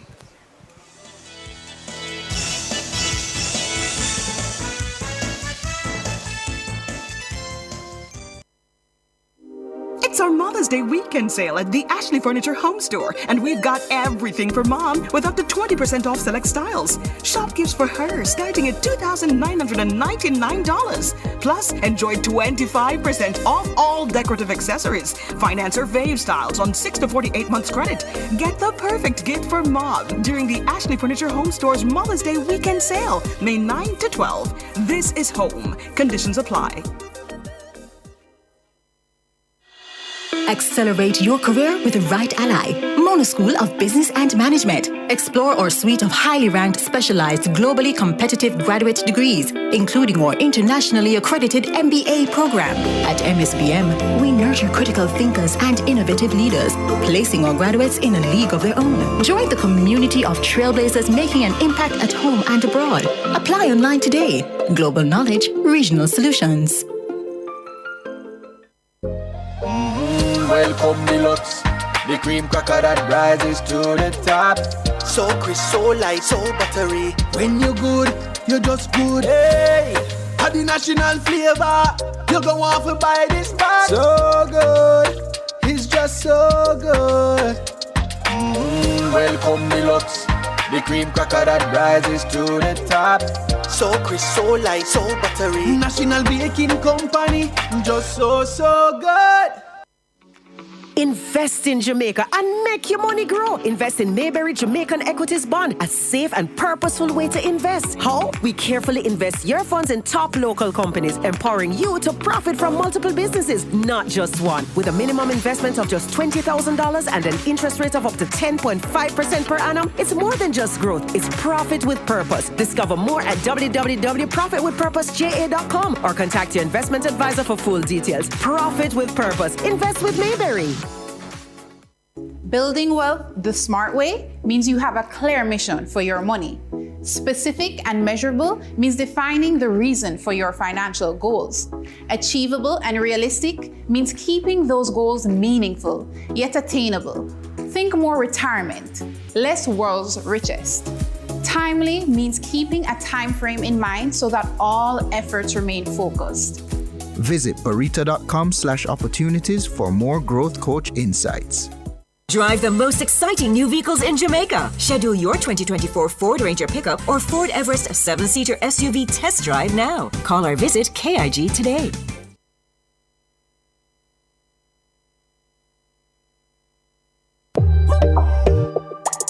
I'm Dennis Brooks. I'm Marlon Campbell. I'm Floyd Green. And I'm Garth Williams. Catch us on the Jamaican Dads podcast right here on Nationwide 90 FM, Thursdays at 8 p.m. with a repeat on Sundays at 6 p.m. The Jamaican Dads podcast is all about providing men with a healthy, safe, and functional forum to tackle many of the taboo topics that concern our masculinity. Like everyone else out there, we're dads of varying amounts of experience who come from different backgrounds and often view the world differently. We're definitely not perfect, but we're all brethren and we're all committed to this piece of rock called Jamaica. Too often, there are no safe spaces for men to explore the issues which are important to us. Plus, most of the content out there about parenthood is produced by women, for women. So we think it is important that we be the change we want to see. Follow us on YouTube, Facebook, Instagram, and Twitter at Jamaican Dads with a Z. And definitely join us here on Nationwide 90 FM every Thursday at 8 p.m. with a repeat on Sundays at 6 p.m. for the Jamaican Dads podcast.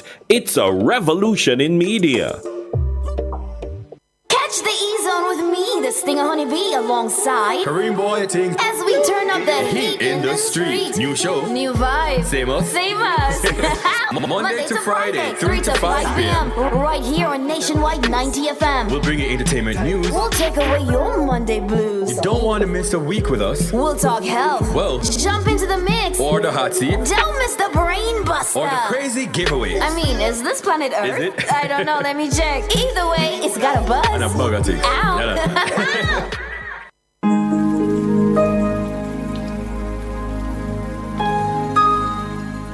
Hi there. Here's some good news for these trying times. Quote, by God's word, I can see where I'm going. They throw a beam of light on my dark path. Unquote. Psalm 119, verse 105. Listen for God's word weekdays at 5:45 a.m. and 12:55 p.m. through Oasis. Stop by for a refreshing drink and share a God perspective for the day. Oasis. Weekdays 5:45 a.m. and 12:55 p.m. right here on Nationwide, a revolution in media. The rebroadcast of the Oasis can be heard weekdays at 5:45 a.m.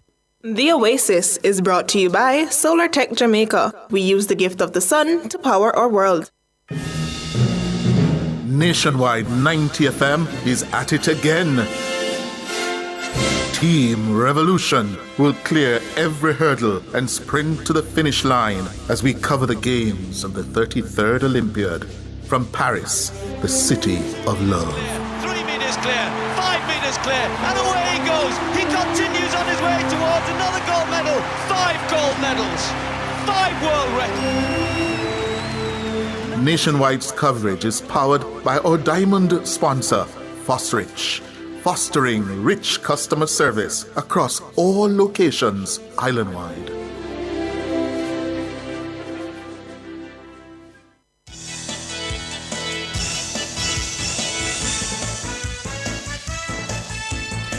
Thank you so much for staying with us here on Nationwide at 5. We're coming to you live from the Errol Flynn Marine in Port Antonio, Portland, for the Disaster Preparedness Town Hall meeting being put on by the Ministry of Local Government and Community Development. The Mayor of Port Antonio, Paul Thompson, is now at the lectern giving his welcome. Let's take that. Preparedness and emergency management for hosting this very important event. As we all know, disasters like hurricane do happen, and when they occur, they can cause loss of lives, extensive damage, or destruction to property and infrastructure, as well as long-term or even permanent destruction to the daily lives of the people in our communities. These facts are well known to us here in Portland, which is why every Portlander needs to take the matter of disaster preparedness very seriously and play our part in helping to mitigate the impact they can have on communities as well as our personal lives. Hurricane Gilbert was the most intensive Atlantic hurricane on record until it was surpassed in 2005 by Hurricane Wilma, and is still the most destructive storm in the history of Jamaica. All of us should learn from these experiences and become increasingly proactive in respect of disaster preparedness. Available evidence indicates that it is possible for Jamaica to experience any amount of disaster, including hurricanes and earthquake in any year. Faced with such devastating probability, therefore, it is incumbent on all our citizens to take disaster seriously and adhere to the instructions and guidance by the Portland Parish Disaster Committee and the Office of Disaster Preparedness and Emergency Management if such actions are to become necessary. We are now approaching the Ayers hurricane season, which starts from the 1st of June until the 30th of November. We are now approaching the Ayers hurricane season, and it is an indispensable responsibility of everyone to know their level of vulnerability. as this can play an invaluable role in improving capacity to secure the lives and property of everyone. The fact that hurricanes, like many other forms of disaster, are often associated with death, loss of property, extensive damages, and even destruction to infrastructure should provide more than enough reason for everyone to adequately prepare themselves for this occurrence. Unfortunately, though not enough persons seem to fully understand the need to adequately prepare themselves for the disaster, and as a nation, we need to do everything possible to change that dynamic. One of the daunting facts of life is that many disasters cannot be prevented. So I take the opportunity to encourage all citizens to make a special effort to seek access the information necessary to enlighten their general awareness. In doing so, we will be able to minimize in some ways, regardless of how small they may be, the effects of such devastating phenomena. I am confident that this function will not only strengthen the resolve of Portlanders to increase their awareness about hurricanes and other disasters, but will also heighten their determination to play the role in the disaster preparedness effort.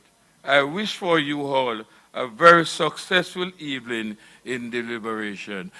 I thank you all. That's Thank you very much, His Worship, the Mayor Paul Thompson, the Mayor of Port Antonio, making his welcome, talking about the importance of being prepared for national or natural disasters. We're now going to have greetings being delivered on behalf of the Member of Parliament being Anne-Marie Vaz. Again, apologize on behalf of Mrs. Vaz. Due to circumstances beyond her control, she wasn't able to make it tonight. However, she has sent her greetings and I will read it for her on her behalf. Minister Mackenzie, Mayor Paul Thompson, councillors, all other distinguished guests, and most importantly, my East Portland family, good evening. It is with great pleasure and gratitude that I welcome you all to this pivotal town hall meeting dedicated to disaster prevention and preparedness.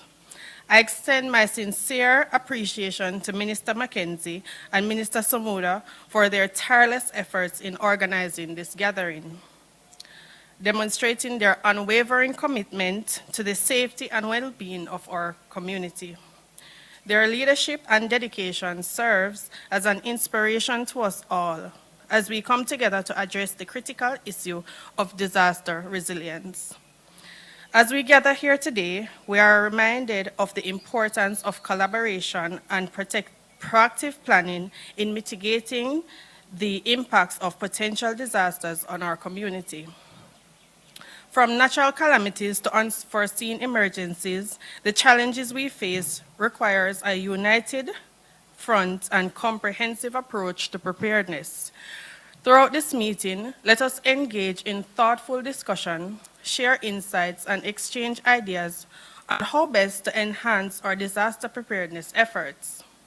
By working together, pooling our knowledge and resources, we can ensure that our communities is not only ready to face adversities, but also resilient enough to bounce back stronger in its aftermath. I urge each and every one of you to actively participate in today's discussions, as your inputs and contributions are invaluable in shaping our collective response to potential threats. Together, let us reaffirm our commitment to building a safer, more resilient future for ourselves and generations to come. Thank you all for your presence here today, and let us embark on this journey towards disaster preparedness with determination, unity, and hope. Thank you.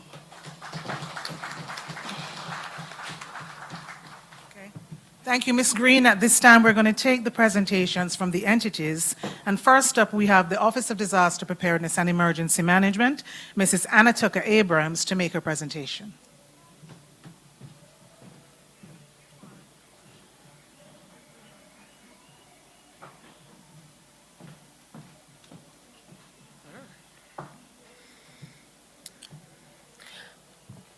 Most Honorable Desmond McKenzie,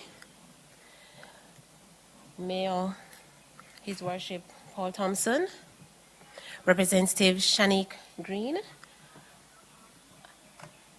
residents of Portland, welcome and good evening. Now, for the ODPEM, we have two presentations. I'll be sharing with you some inputs on flooding and landslide, and my colleague will take you through the earthquake hazard. I'm asking that the slides go to slide 1 for the presentation.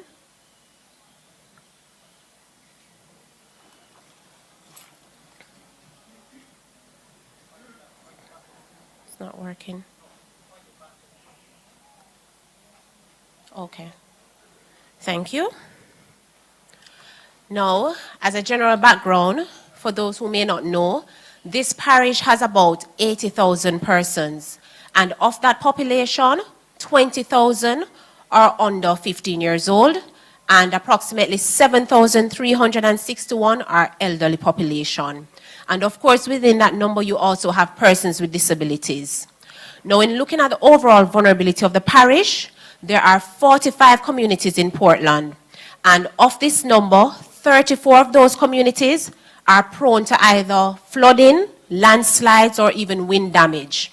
And where wind damage is concerned in this parish is a very extensive damage we're experiencing in Portland. So we're going to take you through that. So just looking generally as an overview for the parish, you're seeing where most of your communities are hazard prone. Now, in looking at your assets, now first and foremost, the people are the greatest assets of the parish, but there are other critical assets at risk. You have your houses, some of which are located in flood-prone areas and landslide-prone areas. You have your roadways, main roadways that connect to other parishes that are also prone to flooding. You also have your tourist facilities and attractions, and your primary sector within this parish is agriculture. So that's a very highly sensitive sector that is greatly impacted by hydrometeorological events like rainfall, hurricanes, tropical storms. And you also have your riverine systems that provide your domestic water supply. So rivers like the Rio Grande, the Swift River, those tributaries are also prone to flooding neighboring communities and those things. So those are main assets. On the screen, you're seeing the two key highlights here. You're seeing Somerset Falls. As you know, given the recent drought impacts, you've had some impact to that major attraction within the parish. And this is a phenomenon that has not occurred in Portland for many years. So this has brought some attention to how the severity of water shortage or water resource assets in the parish is being affected. And as we know, Portland is known as a water parish, right? Because of you basically experience a lot of rainfall. So in looking at the changes in the environment within the parish, it shows that there's a growing increase in terms of your risk to your assets. Now when look at, next slide please. Pointer's not working.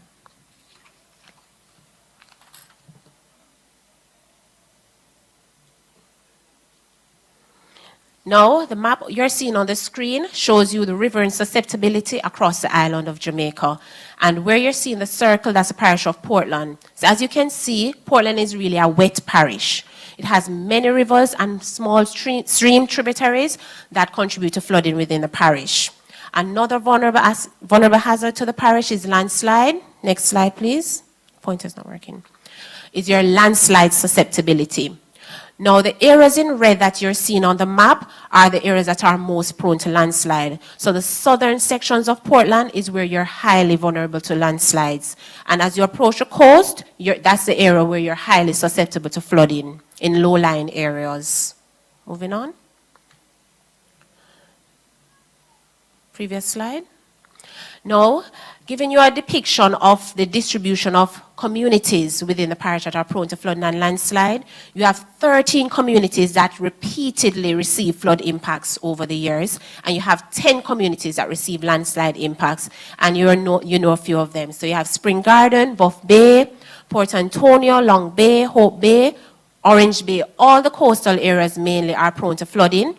And in the hilly interior of the parish, you have areas like Swift River, you have Nonsuch, Ginger, Rock Hall. Those areas have experienced landslide impacts. And this data has been captured over from the period 2004 to 2020.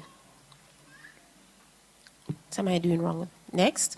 Now I'm going to highlight for you some of the recent impacts.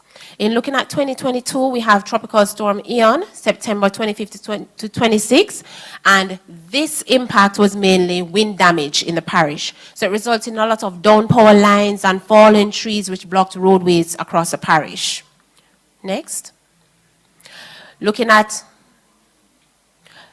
2023, November 16 to 18, the photo here is depicting flooding to roads. And this is pretty common when there's heavy rainfall in the parish. So it's clear to see to the ODPEM that there's a drainage issue in the parish, and it's mainly because of blocked drains in key areas, especially in the congested area of Port Antonio. Next slide, please. Now, in looking at the most recent impacts of 2024, on May 1, there was a trough in the Central Caribbean that resulted in extensive flooding to some parishes, and Portland received most of the impacts for this event. And I've highlighted here some of the impacted areas, communities like Tranquility, Bangor Ridge, Chelsea, Bloomfield, Swift River, Balcarres, Belvedere, Claverty Road, and Spring Gardens were the primary areas of impact, and those impacts included soil erosion, landslides, collapsed houses from landslides, and also wind damage. You had down power lines, fallen trees, blocked roadways by both landslides and flooding. You also had coconut trees. There was a situation in Belvedere where the coconut tree actually destroyed an entire house. And the next slide is depicting those images. So here you're seeing some photo depictions of some of the recent damages that occurred in May. So what you're seeing is that Portland is increasingly susceptible to flooding and landslide risk. The risk has always been there, but what we're seeing is an increase in the frequency and severity of the impacts across the parish. Next slide. That's some more damage here. You're seeing a landslide here on Claverty Road in Spring Garden. So what we have seen across the parish is that when landslides occur, they tend to block the main road. They're occurring along those main arteries that people need to traverse to head where they're going. And this kind of impact results in persons losing time. Persons can't go to school, some persons can't go to work. So the impacts, though they may seem minor, the long-term effects of these impacts, if they're not treated with, will continue to affect the residents of Portland. And this has the attention of the ODPEM, and we're looking to see where we can improve in the disaster risk reduction measures. And my last slide here is where I'll just share with you some disaster risk reduction measures that we will continue to employ in the parish. So one is the community hazard mapping and plan development process. This is where we work closely with communities to develop community disaster risk management plans. These plans outline the hazards that the community is prone to, and it also outlines the mitigation measures or preventative measures that need to be put in place. And these decisions are made jointly with the community, where residents will inform us and other agencies on what the mitigation measures should be to alleviate some of the risks to their community. So it's a collaborative approach in reducing that risk. We also continue to review development applications. So you know in Portland, you also have tourist attractions along your coastline.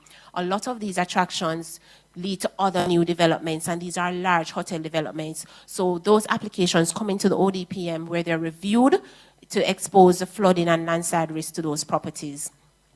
Drain cleaning and maintenance is another area that we must continue and be more stringent with, especially in the town of Port Antonio, where something as simple as a drain being blocked by garbage is leading to extensive flooding in the town.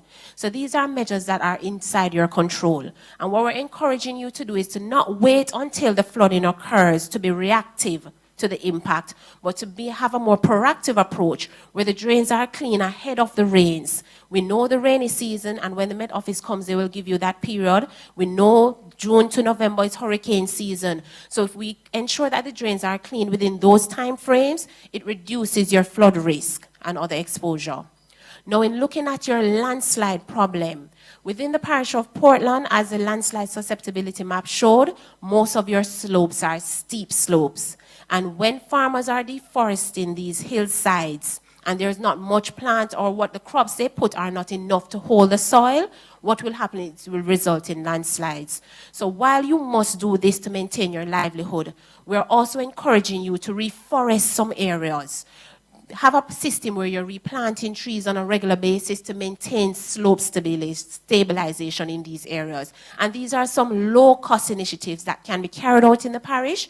You have the role of your parish disaster coordinator, you have the support of ODPEM, you have the support of the forestry department and other agencies that are willing to partner with you to ensure that your reforestation strategy is robust.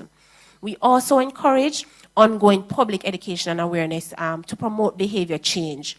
So while we will come at forums like this, in settings like this, and tell you what you need to do, it's a personal responsibility at the household level to ensure that we are also carrying out these actions.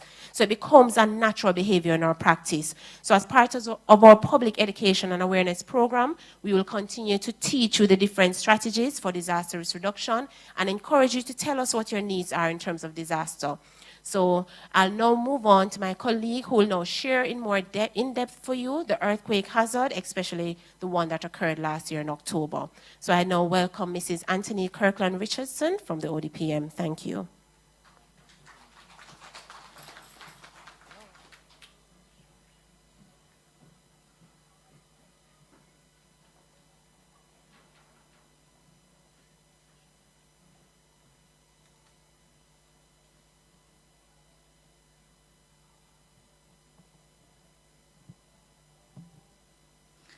All right, Honorable Desmond Mackenzie, His Worship, the Mayor Paul Thompson, Mayor of Port Antonio. Oh, thank you. Representative Ms. Shanique Green, on behalf of Mrs. Anne-Marie Vaz, Member of Parliament, other distinguished guests of the panel, and residents of Port Antonio, of Portland, good evening. And good evening, Mr. Matthew Hamudo.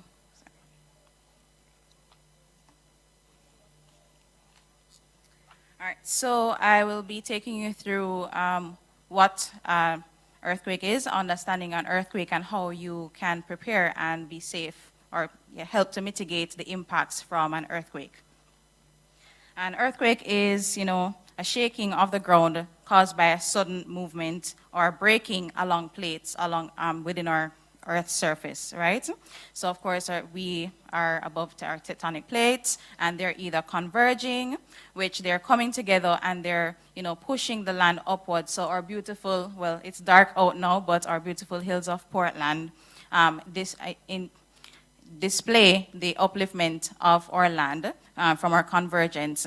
We have plates that diverge or move away from each other, and so form volcanic islands or build up additional land.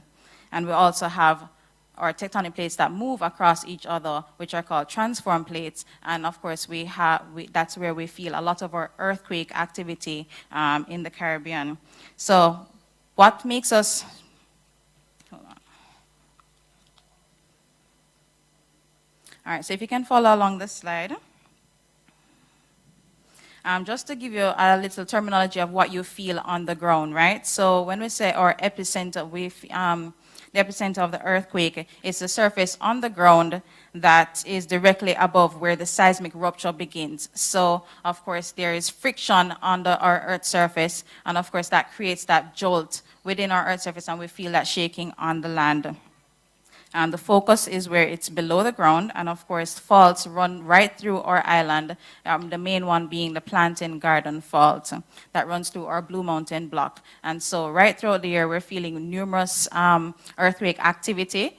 Some of them are below magnitude 2, magnitude 3, and so some of them go unfelt, but we feel at least up to 300 for the year. And so, well, they're recorded or captured 300 earthquake activities throughout the year, but a small number of that is felt by our residents across the island. So why is our parish at risk, right? And as I mentioned, it's because one of the reasons our location on the Caribbean plate. It is interacting with the other plates around us, our Cocos plate, our Nazca plate, our North American plate, South American plates. And of course, as I mentioned, the type of movement across these plates gives us or generates that energy that we call the earthquake. If you can look on the screen, we are seeing, those red dots, and that red dots is showing the number of earthquake activity that has been recorded by our seismographs at the earthquake unit. And you can see in the northeastern region of the island, that's where our beautiful parish of Portland is. A lot of the earthquake activity is happening there. The Planting Garden Fault that we share with Haiti, and it runs right through our Blue Mountain block and gives us that tremors right throughout the year. Also, as my colleague presented earlier, the landslide susceptibility map, which shows areas within Portland that are super vulnerable to our landslides. And of course, not only rainfall, heavy rainfall and floods can trigger landslides, but also our earthquakes. And so it breaks the ground loose, or the geology of our land. Because of the tectonic uplift, the rocks become weathered and becomes, soft and brittle over time, and so becomes susceptible to our landslides. This is a look at the past. A lot of the seismic activity that has happened in our country. The map on the right shows the number of seismic activity that has happened between 2008 to 2018, and the colors signify the magnitude of the earthquakes. And of course, you're seeing the majority of that activity happening within that Portland belt in the Blue Mountain block. 2020, we had 209 earthquake activity, and of course, out of that, 18 were felt. In 2021, we had 153 activity that has been picked up on our seismographs and felt 7. And if we get down to 20,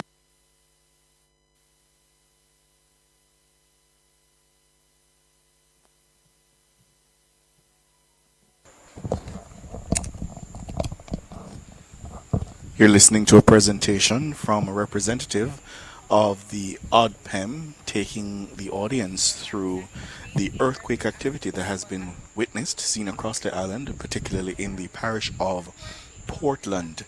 It's a full house here at the Errol Flynn Marina. Let's take you back to the podium. Technology, or their lack of, or limited amount of technology that has not been reaching our earthquake unit to put on record, right? Some other major activities or earthquake events that has happened to make note of is the one that happened last week. Can you just give a raise of hand if you felt the one last week on May 1st? Right, and so that one originated just 5 kilometers south of the Buff Bay region. It was a magnitude of 4.2. And of course, once you start getting above the 4.2 magnitude, you start, feeling that little tremor within your house. You're seeing the figurines shaking and so on. Another event was last year, Monday, October 30. That happened around 10:57 a.m. And another one that happened in 2020, magnitude 7.7, and that one actually occurred northwest of Lucy, Hanover, but some persons even felt it all the way in Portland and even experienced damages. So you can see it can happen at any time, anywhere. You can be anywhere, and so you have to put in the necessary precaution measures to keep yourself safe and keep your assets safe. So this shows some of the damages that were sustained from the 5.6 magnitude earthquake that happened last year, October 30. And again, this one originated just south of the Buff Bay region, just highlighting the seismic, the heights of the seismic activity that's happening here in the region. Clavity experienced residential structural failures or damages. There was structural damage to the Buff Bay Primary School. The Buff Bay Tax Office experienced structural damages. and also cracks to walls in Windsor and some other areas that probably weren't reported. So we do encourage you to report these activities to our agencies, especially the Earthquake Unit, ODPEM, and the Municipal Cooperation. Here are some of the other damages that were experienced right across the island. So it originated in Portland, but of course it was felt in St. Andrew. A lot of our supermarkets had damage to our goods. Landslide near a bridge in Hagley Gap, St. Thomas. And of course, these are not cheap damages, right? So we want to ensure, especially for the image on the right, we are building our structures to withstand certain magnitudes of earthquake, right? All right, so let's get into some of the preparedness strategies and how you can keep your family safe, your community safe, and your home safe. So ensure that you have a family emergency plan, right? Ensure that the communication channels are standard. Your children have your number. They have their phones on them and charged at all times so that you can keep in contact. Ensure that you know the meeting points in case of an earthquake. You know where to go. And if you're in separate places, you know that that is the meeting point. Ensure that you have essential supplies like your earthquake safety kit, including food, water, first aid, because of course additional hazards, the water lines can be disrupted. For community preparedness, ensure that you come together and organize community emergency response teams with responsibilities, and of course you ensure that you exercise a lot of your community drills to ensure that once the earthquake comes on, you know exactly what to do. And consider your vulnerable population, your young children, your elderly, and your persons with disabilities. And in your homes, secure your large equipments, your televisions, wardrobe, whatnots, to the wall so that they don't topple over. In the immediate phase of an earthquake, stay calm. Most of the injuries and the damages happen when you are not calm and you start to panic. Follow the drop, cover, and hold technique and hold on to something sturdy, a sturdy table, under the bed, and then once that shaking stops, then you exit and follow your evacuation route to safety and to your assembly point. Avoid trampling on each other, so safely move within your evacuation route. Don't use elevators because the service can be disrupted as well. And check for injuries and alert the medical staff to ensure that first aid is given immediately. In our response and recovery, ensure that safety inspections are done. Practice safe cleanup practices, because once you don't take the necessary precautions, additional injuries can come into play when you don't take the necessary time to clear the debris. And of course, know the direct numbers for your fire brigade, the police, your PDC, your parish disaster coordinator, Ms. Denise Lewis, who is fabulous, and helping to ensure Portland is a safe parish. And of course, ODPEM. So we want to move to resilience, right? Avoid building in the landslide-prone areas. And if you want additional information, contact our earthquake unit to provide additional information as to where those high-risk landslide areas are. Attend workshops and seminars and even town hall meetings like this that share the information. On the right, you see that we were here in January, just January of this year, on an earthquake awareness roadshow, sharing information about the earthquake hazard and sharing safety tips. Stay updated on the local development orders, planning orders, and ensure that you have building safer structures that's getting to your national building code. And of course,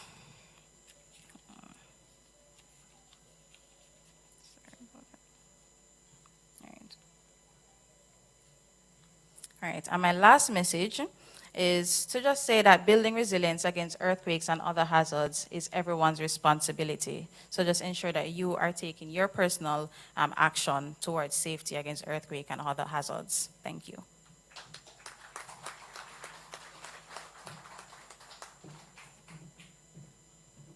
Okay, Thank you very much, Team ODPEM. Give them another round of applause. Let me take the time to acknowledge the Honorable Matthew Samuda. Thank you for joining us. And at this time, I'm moving into the presentation from the Jamaica Public Service Company. Mr. Ryan Jarrett will make the presentation. We apologize for the National Solid Waste Management Authority, so we're moving into the JPS presentation. Thank you.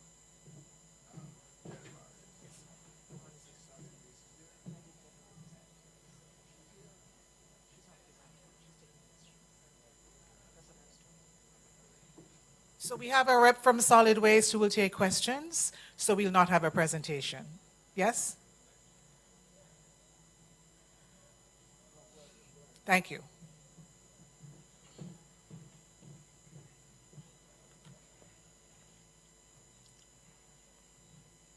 Good evening, everyone. Honorable Desmond Mackenzie, Honorable Matthew Samuda, esteemed guests, visitors, ladies and gentlemen, good evening. My name is Ryan Jarrett. I am currently the operations manager for Portland, St. Mary, and St. Thomas. My main role is maintenance, operations maintenance, and that is basically responsible for keeping the lights on. Should there be an issue where we have an outage, for whatever reason, sometimes we have force outages, the aim and my responsibility is to have it back up and running in the shortest time possible in a safe way so we can keep the power going. I unfortunately don't have a presentation, but I want to basically put some points forward and take a few questions if there is. Okay, questions later. So I want to talk about JPS and its readiness for disasters, especially the beginning of the hurricane season that is due to start in a couple weeks. So we at JPS, we have a very robust disaster response system. We have a central emergency operating center that operates from Kingston, and within each parish there is a emergency operation unit or a center. These are manned, well, for the three, for Portland, St. Thomas, and St. Mary, I have operations coordinators that would basically manage the day-to-day on-the-ground functions of what takes place within the parishes. So we have recently and continued to have some simulation. So we have a system that we test periodically, more rigidly when it comes down to the hurricane season. That is a system that, should the eventuality of a hurricane or a major disaster occur, we have a system and persons in place manning that system to basically keep the public safe, keep the power on if it's supposed to be on. If it is at a state where the power needs to be turned off, we turn it off, do our assessments after an all clear is given. After the all clear is given, then we do some assessments and try to restore power as quick as possible and in a safe manner. One of the main activities that we undertake is vegetation clearance.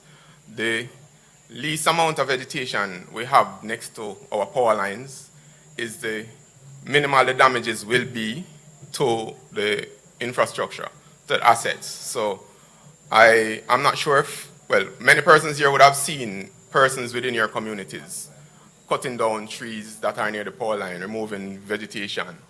The system is designed that once the vegetation comes in contact with the power lines, it creates an outage for protection purposes.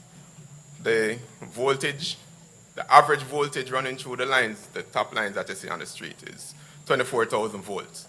Now, that in itself is a hazard, so we try as best as possible to keep it away from contacting anything that is close to ground. We have embarked on an island-wide activity to basically get the assets and the structure performing optimally. As a result of that, we have had a major outage in Portland where over 200 persons participated in that outage, and the aim is to basically get the structure back to performing optimally, removing all the hazards and ensuring that the lights stay on. We want to use this opportunity as it relates to safety, and this is where everyone here has a responsibility to teach and educate your family members, kids especially, that in the eventuality of a storm and there are down power lines, never, ever touch the lines.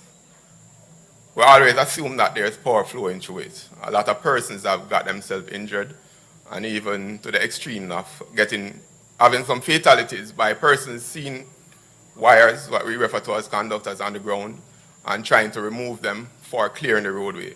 That is a no-no. So we ask that you educate your family members, your children especially, to just stay inside or stay away from the wires. Just wait until personnel from GPS visit the area and do the removal of the lines, removal of the poles, and advise persons that it is safe to move around.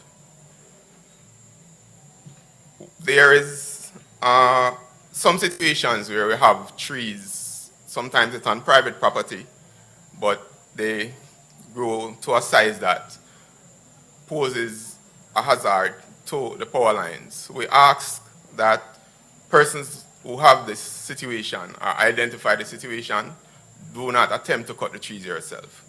Contact GPS. If it is our responsibility, we'll cut it.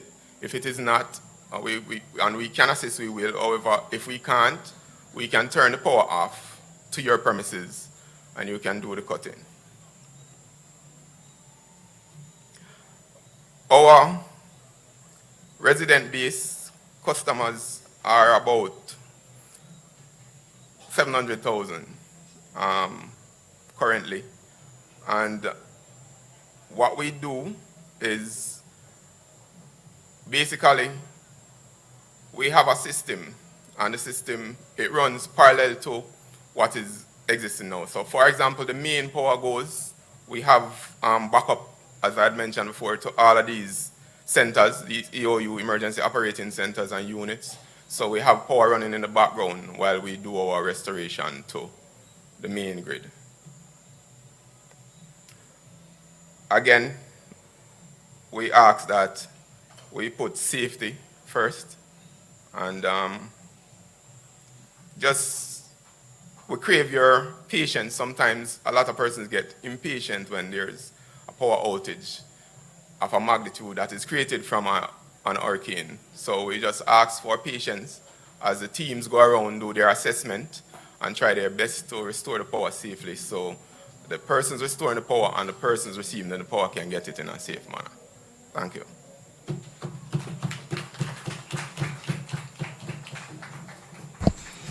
We're coming to you live from Port Antonio in Portland, the Errol Flynn Marina. You're listening to Nationwide at 5. We take a break and come back with more.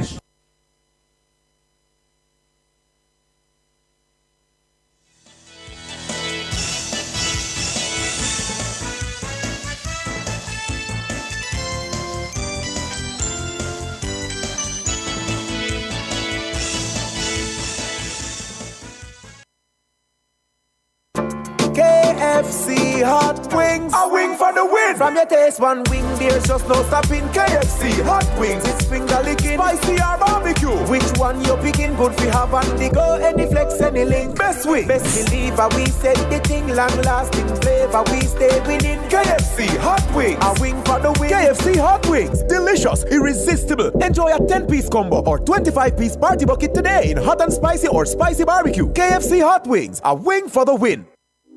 It's our Mother's Day weekend sale at the Ashley Furniture Home Store, and we've got everything for mom with up to 20% off select styles. Shop gifts for her starting at $2,999. Plus, enjoy 25% off all decorative accessories. Finance or fave styles on 6 to 48 months credit. Get the perfect gift for mom during the Ashley Furniture Home Store's Mother's Day weekend sale, May 9 to 12. This is home. Conditions apply. Get ready The best ever international meet to be staged in Jamaica. The inaugural Jamaica Athletics Invitational, a World Continental Tour Silver with a star-studded cast of international and local stars. Saturday, May 11, 7 p.m. to 9:30 p.m. at the National Stadium. Plus, a surprise entertainment package never seen before in Jamaica. Admission, finish area $3,000. Regular grandstand $2,500. Bleachers free with tickets obtained from outlets including the Stadium Ticket Office, Ticket Outlet, Jamaica Pegasus Hotel, and the National Stadium Ticket Office. Starting May 8th and online via MysticOnlineTix.com. April 22 to May 4. The inaugural Jamaica Athletics Invitational, a World Continental Tour Silver. Saturday, May 11, 7 p.m. to 9:30 p.m. at the National Stadium. This outstanding 6'4" athlete credits Jamaica with her first Olympic victory ever. Jamaica is filled with Olympians. World record holder McKinley dashes into the lead. We must never forget the forerunners of Jamaican Olympic greatness. Coming into the home stretch, it's Wint who challenges the leader. Win or lose, athletes never forget their Olympic experience. Fairly knotty as devastated another world-class field. And Hemmings is going to do it. Hemmings wins it. She's the champion. A personal... Win or lose, Jamaicans will cheer the loudest at the Olympics so that the world will never forget who we are. And Usain Bolt is moving away. And Jamaica retained their title. And the world record has been taken apart. Oh, I say. From July 26 to August 11, tune in only to Nationwide 90 FM for the coverage of the 2024 Paris Olympic Games, because we're here to ensure that you never forget. Nationwide's coverage is powered by our bronze sponsors: National Road Operating and Construction Company Limited, Digicel, Grace Foods, Spirits of Jamaica, Imperial Optical Jamaica, and Rainforest Caribbean.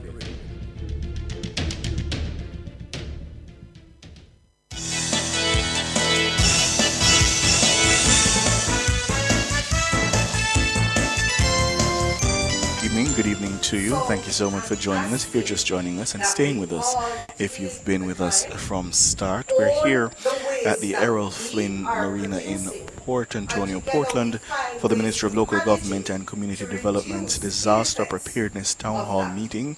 I can tell you, listeners, it's a full house of residents across East Portland, indeed across the entire parish.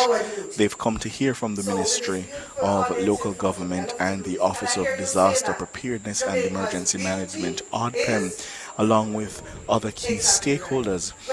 Of course, Portland being the epicenter of the most recent earthquakes Jamaica has had, and as the minister told us earlier, a site of frequent flooding when there are hurricanes.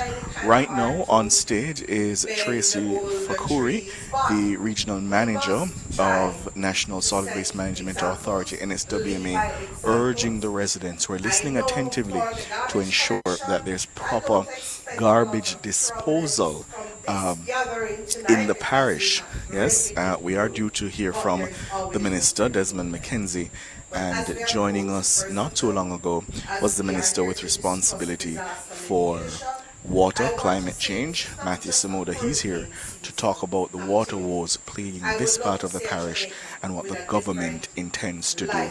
Let's take you to Ms. Fakuri, regional manager of the NSWMA. Thank you very much.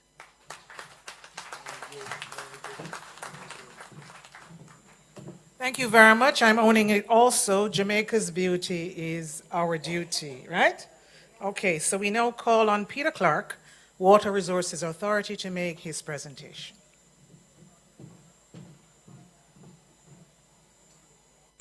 So we just heard from the NSWMA. Now we're going to hear from the Water Resources Authority, Peter Clark, who is the managing director. Desmond McKenzie, Minister of Local Government and Community Development, Minister without portfolio in the Ministry of Economic Growth and Job Creation, Minister Samuda. His Worship, the Mayor, Mayor Thompson. I didn't know she was councillor, but Ms. Shani Green, representing Ms. Anne-Marie Vaz, other colleagues from all agencies and councillors, ladies and gentlemen, especially because this meeting is for you, a very pleasant good evening. I'm from the Water Resources Authority, and the situation with water is sometimes you have too much, and sometimes you don't have enough. The fact is that the management of water resources is not just the government's responsibility. Yes, it's largely the Ministry of Economic Growth and it's largely the Ministry of Local Government, but there are others, the NGOs and everybody. And we all have to plan together. We all have to strategize together. We all have to mitigate together. The authority, we are entitled under the law to regulate, to allocate, to conserve, and to manage water. So we have a licensing regulation system. We have water resource engineers. We have resource monitors who are going out. We have people who are doing data collection. We have people who are doing resource planning, people who are doing investigation, people who are doing environmental quality and assurance, all of these things. And of course, the support services. And then coming out of this, we produce one of our most important documents, the National Water Resources Master Plan. We also have to do raw water quality control. If you want to drill a well, you're going to be talking to us. If you want to access water from a river, and it's not for your domestic purposes, but for any commercial purposes, you have to talk to us so that the licenses can be sorted out. So our role in sustainable development is all about trying to maintain good water quality and quantity of water. And one of the important things in all of that is that we recognize that some people do have what we call riparian rights, which is the right to access that water. All right? But in accessing the water, we all have to be careful, because if you over-exploit the resource, things can happen. If you over-exploit your groundwater, you can actually pull seawater in, what we call saline or coning, if you pump a well too hard. And for the surface water, if you over-exploit it, you can deplete the resource so that somebody downstream doesn't have water. And then those people downstream have serious problems, economic losses, because they were expecting water to come to them, and it's been diverted away or something like that. So we monitor across the island. A lot of these points that you're seeing are where we monitor for rivers and surface waters. And also we monitor the groundwater, the wells. And you can see that there are actually more monitoring is going on for wells than surface water, because there are so much more points where that is taken from.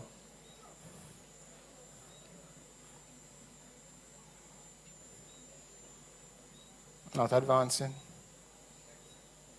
Okay. With regards to Portland now, your two main rivers really that are available to you are the Rio Grande, and we monitor it at Alligator Church. And what we look at is that on the average, that river at any time, usually gives you at least 35.3 million gallons per day. In January of this year, it was yielding 134 million gallons. Okay? In January of last year, same time last year, it was only giving 37.2. So this tells you, this confirms that last year, Portland especially was going through a very significant drought and dry period. All right? And February of this year, it fell from 134 to 50. Roughly almost a third. Okay? And in February of last year, it was just about 29.130. So yes, it's still doing better than last year, but you can see that there has been a strong effect of what has been happening with the lack of rainfall here in Portland in the last month, in the last 6 or so weeks. All right, and you're just now recovering with a little rain last week. And it's a similar situation when you look at the Buff Bay River. All right. So we have to always collect this data, because this data helps us to make decisions, and it helps us to make projections. So when we look at it, for instance, if you look over on the Portland side, you can see that the rivers over there, you can see the green triangles, which signify that essentially the rivers have been pretty normal, because they've certainly exceeded that average flow of, say, 35. All right? And they have remained that way in December and January. And then, of course, we can use this and reproduce bulletins. But it's more than just the river and all of that, because the fact is that all of our rivers, all the water in our rivers was once rainfall. So as much as Rio Grande is there and it's flowing, and it looks like it can't stop flowing, and it's a heavy amount of water, it was all rain. And it was all rain that fell in the mountains and then has soaked into the rocks and soil in the mountains, and is slowly coming out to form the river continuously. So that shows you how much rain falls when it rains. because the Rio Grande is, that's the name. It's one of our bigger rivers. Same thing with Swift River, Spanish River, Pencar River, Drivers River, all of them. Okay? It was all once rainfall. But it's getting hotter. Without a doubt, it's getting hotter. The picture on the right, note the date, May 7th. Today's the 9th. So this is 2 days ago. Coming out of France, that April, across the globe, smashed the records for heat. For any other April ever. We're talking about April. Look at that date. That's yesterday, May 8th, coming out of Uruguay. We're in Latin America, and we are considered part of Latin America. It's Latin America and the Caribbean. That 2023 was a year of record climatic hazards. All right? Both a warm year and also a lot of rain. Mexico right now is having a big problem with electricity because it's not raining, because it's hot, and everybody's drawing on AC, and then the power company can't keep up. All right? And at the same time, what we're seeing also is that over the years, the rainfall is decreasing. And my friend Rohan Brown from Met's office may speak some more on that. So I won't dwell on this too much, just to show you that that black line is your average, and that green line is your most recent situation. And you can see that the rain on the average is much lower than your normal average. All right? And coupled with that is sea level rise, because the hotter it is, the more when you boil water, it expands. When you heat water, it expands. So in the same way, when the sun heats the sea, it expands. And when it expands, it has nowhere to go but up. So it rises. And then it becomes a problem because it affects your groundwater and it affects, all of these other things. So coming out of that, we have to plan. And I spoke about the Water Resources Master Plan.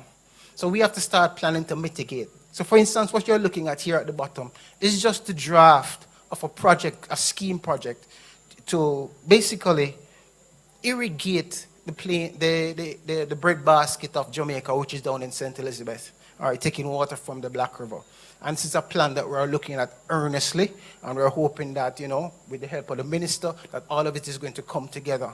But we have to start doing these kind of big plans to mitigate against climate change, because the next slide is going to knock your socks off. This one. This is a projection of our water situation between 2019 and 2080. And you can see that between changing patterns in rainfall, increasing heat, what it means is that over time, this country is going to be more and more water stressed, which means that over time, and starting now, we'll have to be putting in what it's going to take to mitigate against that. Because this is data that we've pulled together when we've, monitoring rivers and groundwater for years and years and years. We have decades of data. You put together what you can get out of the climate change division of the University of the West Indies with how heat will change and how temperatures will rise. And when you put it all in a model and you run the computer and you run the model, this is the picture that you get. All right? So, of course, evaporation levels are going to get higher. All right? All of this heat is coming in. Evaporation is increasing. And then, it affects your water sources and your water resources. I pulled these numbers together just last week. The Mona Reservoir is a system that I think everybody in Jamaica has heard of. It's roughly 70 acres in size. And if you use an average wind speed of, say, 15 kilometers per hour, an average air temperature of 80 degrees Fahrenheit, and it can get hotter than that, we agree, a humidity of 50%, you get an evaporation rate of 85,000 gallons per hour. That's a lot of water evaporating out of Mona Reservoir. On the average, 500,000 gallons per hour go in. 85 is evaporating and 500,000 is going, which means that over a period of, say, 6 hours, all right, you could have, over a 6-hour period, whatever is going in for that 6-hour period, 17% is evaporating. While over the day, because it's going to get cool and night, it's going to get dark and there'll be no evaporation, over the overall 24-hour period, you'll have an overall 4% evaporation. Now, that's still significant, because 4% evaporation, 85,000 times 6, That's 500 and little bit thousand gallons per day. All right? So it's still a significant amount of water that could have been retained. All right? Now, on the other side,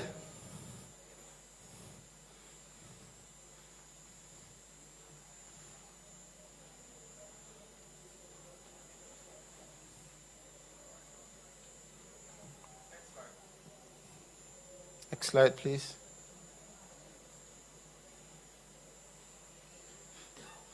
Now, on the other side, right here in Portland, the effect is not necessarily with storage, storage evaporation, but it has happened with your rivers. This is 2019. You may remember that in 2019, Somerset Falls dried up for the better part of 5 months. In 2023, it dried up again for the better part of 2.5 months. All right? And before that, in 2012, it dried up for the better part of 8 months. So depending on the severity of the drought, these things can happen. And it happens largely because the river itself that feeds Somerset Falls, the David River, is a short river. It depends on rain. And if it's not raining, then it's not going to be happening. So the response, of course, has always been nationally that, we'll do trucking where we can, and this has happened. Of course, trucking has its issues, and of course, one of the things is the matter of maintaining health and wellness. So, the matter of water trucking guidelines and so on are important so that we can always deliver good quality water. Next slide. There's rainwater harvesting. Rainwater harvesting catchments are built in schools and so on.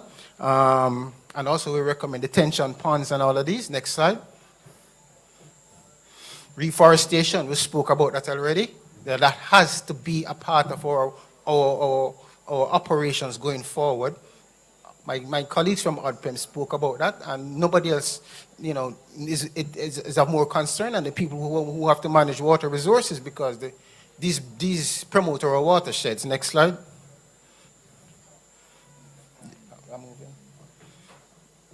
We have to fast track our current projects, all right?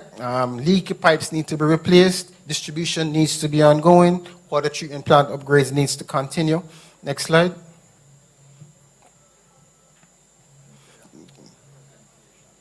All right, let's go in. The next slide. One of the things that we have to look at is how we can move water from where it is to where it's needed.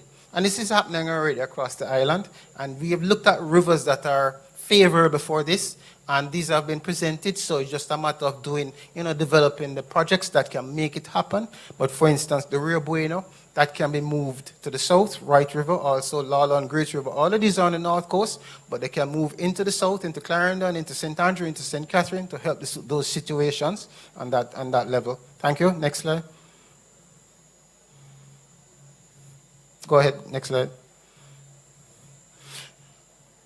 It's a rainy parish. Portland is supposed to be a rainy parish, and normally you can see from the intensity map that's there that yes, it does get rain, but because the rivers depend on rain, when you don't have rain, your rivers actually react a whole lot more demonstrably than regular and other situations where they have groundwater and so on, because you're depending on rivers largely, and if it's not raining, then that impact becomes immediately greater. Next slide. And then, of course, there's the issue of flooding when you do have it. And for us here in Portland, the two big issues are river flooding and, of course, storm surge. And we'll kind of run through these quickly. These will just be some pictures, different pictures of flooding that's happening and the problems that have happened here in Jamaica. Go on again. Go on again. Wagwater River, just up the road. Go on again. Monique, the lake is risen and is flooding out. Go on again. Go. Go.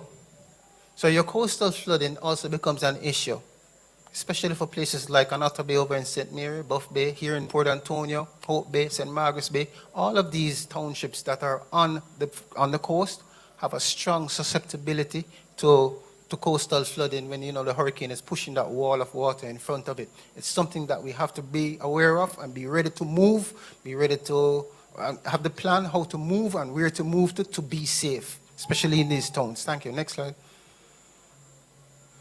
So for us at the RRE, we do floodplain maps. We declare flood control areas.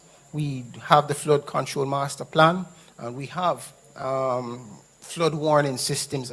We have one upcoming for Port Maria, and we have others that are there. Next. Keep going. And then we use these maps to not just help us, but to also direct people like the Ministry of, like the local government and the municipal corporations on where they should, where they can do construction. If you can just run to the end, please. Go again. Yeah, right here. So to close, we just want to say that the fact is that with regards to fresh water, there's more than just reusing and recycling. We have to think about reserving as communities and as individuals. We have to think about as an authority to redirect. In our own use, we have to think of restriction and all of these things. So fresh water, our fresh water, we have to consider it very important, because at the end of the day, every drop is precious. Thank you so much. That's Peter Clark, the Managing Director of the Water Resources Authority, taking the attendees through the importance of preserving the natural freshwater sources here in Portland, protecting the rivers, and ensuring that they understand the changes that they're seeing when there's reduced rainfall. We now go to Rowan Brown of the Met Service. Matthew Samuda, His Worship the Mayor, Mr. Thompson. Ladies and gentlemen, good evening, good evening, good evening. I must confess that Portland is my favorite getaway. Yes, yes. I mean, I said that up front because I want to talk to the people where I come to enjoy and relax myself, all right? And I want to talk to you about some important things. I want to talk to you about some numbers. And these numbers relate to the hurricane season and the importance of being prepared. First, I want to talk to you about last year. Now, last year was the fourth most active hurricane season in the records of hurricane, and that compared to 1933.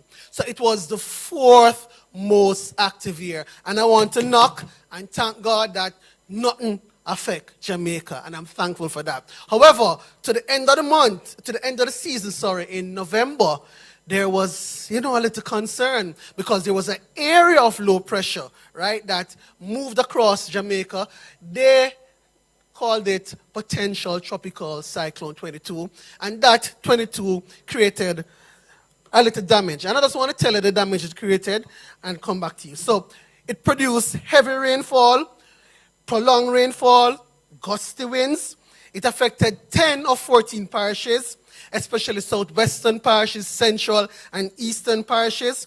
It also produced rainfall. And when we measure the rainfall, there were 30 stations that were used in the analysis.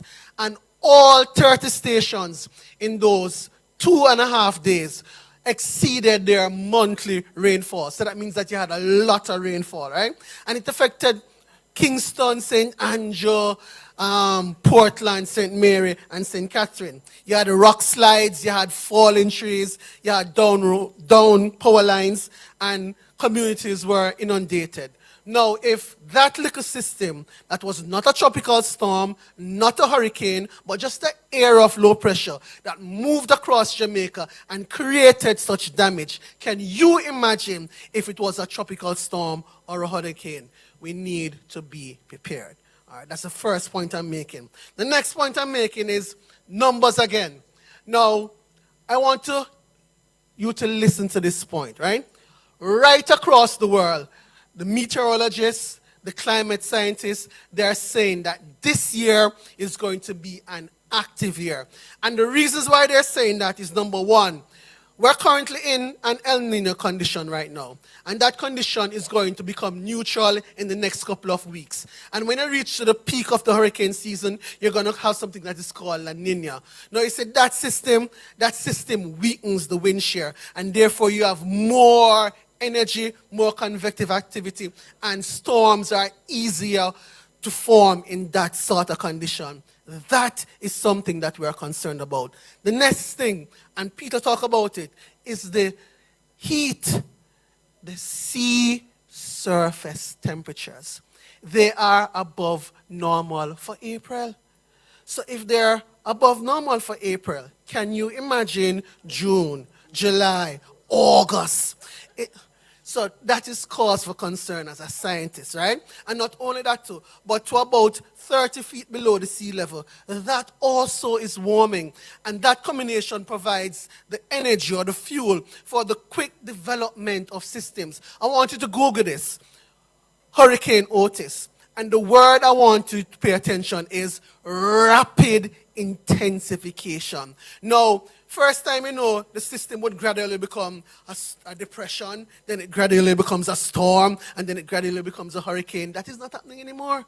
Because of the extreme heat, you have rapid intensification. And over 24 hours, it can go from a Cat 1 hurricane to a Category 5. So can you imagine? Well, let me not say it. But we need to be prepared. We need to be prepared. In Jesus' name, amen. All right. So therefore, I'm closing now. But the prediction, we at the Met Service use the US NOAA climate prediction models, right? And they have not put it out as yet. But other entities like the Colorado State University and the Penn State University, say we're expecting 23 named storms. Now, in a normal season, you should have 14. What are they predicting? 23 and more. So therefore, all the indicators are pointing to an active hurricane season. But the most important number is 1. Say 1. No, man, say 1. The most important number is 1. Because all it takes is the passage of one system near Jamaica, over Jamaica, to create significant damage, the loss of livelihoods, and more importantly, the loss of lives. So my message to you tonight, be prepared. Whether you are a government, whether you're a municipal corporation, whether you're a private sector, whether in your house and your family, be prepared. Look out for the young, look out for the elderly, because all it takes is the passage of 1. Thank you, and have a good night. That's Rowan Brown, the head of the weather branch at the Met Service of Jamaica, giving quite a spirited presentation, saying to the residents here in Port Antonio, be prepared. It only takes a single weather event to wreak havoc. We're going to move now to the Minister with responsibility for climate change, water and the environment, Senator the Honorable Matthew Samuda. Good evening, ladies and gentlemen, residents of Portland. I wish to, though protocol has been established, first acknowledge colleague, minister, friend, and mentor in many ways, the Honorable Desmond McKenzie, Minister of Local Government and Community Development. I wish to also acknowledge His Worship the Mayor, colleague and friend, councillor, indeed all councillors here, heads of agency, and thank all who have participated thus far. Disaster. What's a disaster? Usually we think of disasters in the context of something that happens suddenly, something that is catastrophic. We don't usually think of disasters as something that happens over time, something that is a slow onset event. Jamaica is coming out of the throes of a particular disaster now. That is the drought season. You see, we think of disasters as something that is shocking, something that is unexpected, and they are indeed disasters, but we generally don't plan in a particular way for disasters that creep upon us, things that have disastrous impact. And I think that's where I would love to focus this evening, Minister, with your leave. You see, Jamaica is particularly vulnerable. We're vulnerable to climatic events, we're vulnerable to geopolitical shifts, we're vulnerable to, and have been vulnerable in the past, to political shifts. But ultimately, Jamaica is becoming more resilient. But we're becoming more resilient because we have managed our affairs in a particular manner. But what are the risks that we're trying to become resilient to? Well, first, I mentioned climatic events, and certainly the presentation from the Met Service a while ago would have focused on the ones that we generally most contemplate. We've all grown up with hurricane stories. We've all grown up with hurricane experiences. We can all tell you about that one time where in an hour, the rainfall in an afternoon caused particular flooding in a town square. We can all tell you about the time where school had to be put off because there was significant rainfall. We can all think about those times that marked time. But Jamaica is experiencing the back end of the El Nino phenomenon, correct? Now, what that means is that Jamaica has had extremely dry conditions over the last 2.5 years. Now, El Nino is not a normally good time for anyone who is in charge of water provision, but I can tell you it has been particularly challenging over the last 2 years because this time around, because of climate change, it has been extreme. Last year I came to Portland at around this time of year with Minister Vaz and Minister Mackenzie, and we did a tour. We came back and we had a community meeting. And around that time, Peter, you'll recall that in February of 2023, Portland had 18% of its 30-year average rainfall, not 18% below. So it meant that the rainforest of Jamaica was no longer getting any rain. It meant that no matter what water system had been contemplated, had been designed, had been invested in for Portland, nothing could sustain 18% of 30-year rainfall. Now, you layer over that a major infrastructure project that wasn't going well at the time, but is now going very well and is nearing completion. And you had a disaster. Now, when we look at that lesson and we realize that some disasters are slow onset events, we understand the need for intergovernment cooperation. We understand the need for us to work together, for the left hand to know what the right hand is doing. It is why the government, through the Ministry of Economic Growth and Job Creation, is investing very heavily in data, real-time data. So our job through the Met Service is to ensure that they have the equipment to project what is likely to happen, to tell you what is currently happening.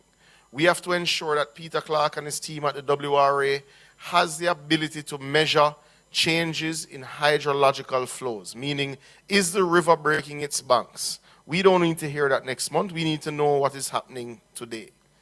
And then the government needs to work in such a seamless way where Minister Mackenzie's agencies have that information, and at the local government level, through the municipalities, through the varying agencies, are able to take action, are able to engage citizens to say, there is a problem we need to get out, or there is a problem you need to store water. Because that is when a seamless governmental response exists. And what I have seen over the last couple of years is that we have been moving much closer to that point. There is no country on earth that has 100% seamless response to disasters, whether disasters that happen in an instant or slow onset events.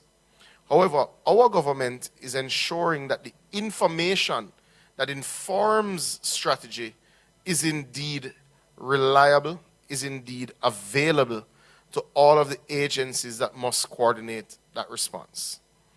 In the issue of water, El Nino during the period or the generation that we are now, which must face climate change, is not going to be easy. We're going to have serious challenges in dealing with water provision.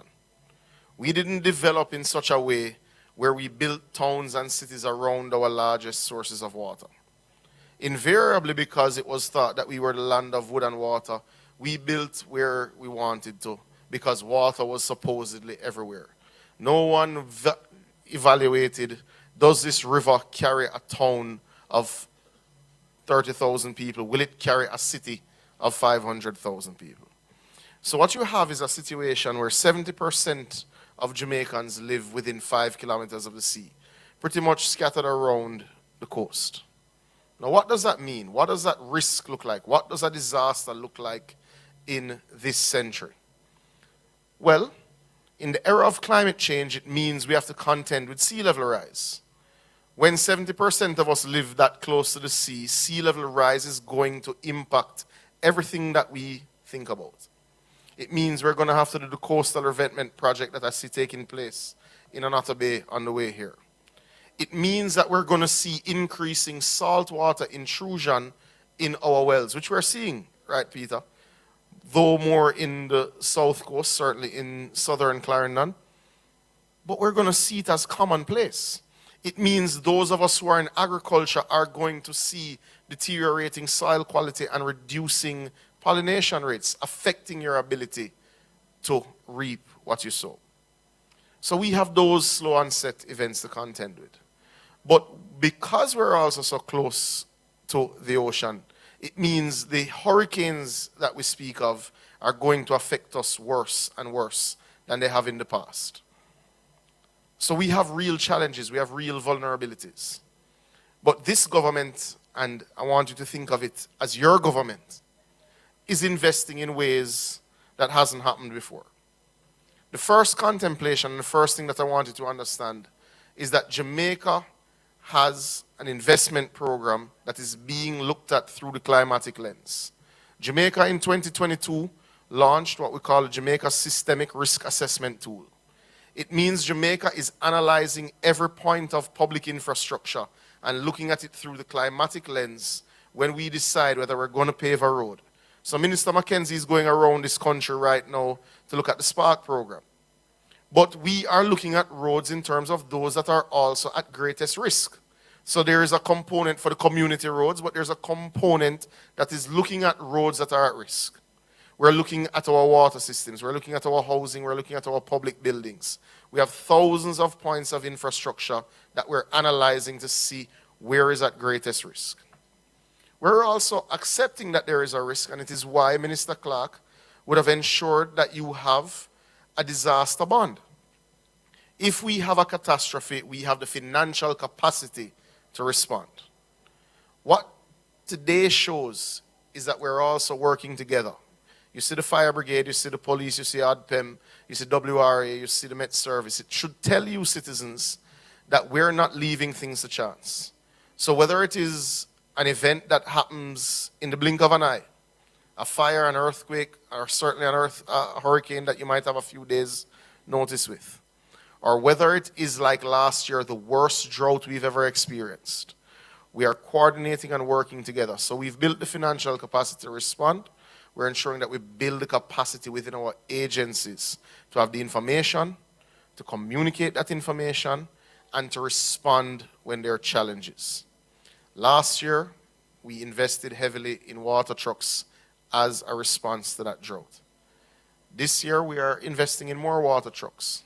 But I want to assure citizens that this year, we will have invested more in our distribution water network than any other year in the last 30 years in Jamaica, because we're building the resilience to the droughts that we're experiencing now and the droughts that we know will come. We are at risk from disaster every day as a small island developing state. But this government is prioritizing risk mitigation. It is prioritizing response that puts you at the center. It is ensuring that all ministries work together to ensure that we mitigate, but that when issues exist, the response is there. Portland isn't used to water challenges in the way that it faced it last year, in the way that it's facing it this year. The last point I'm going to make, Minister Mackenzie, with your permission, is that it's all good when people hear about projects all across the country, but if they go home and they don't have water, they don't want to hear about that. So this year, we're investing $342 million in the Windsor Castle distribution system.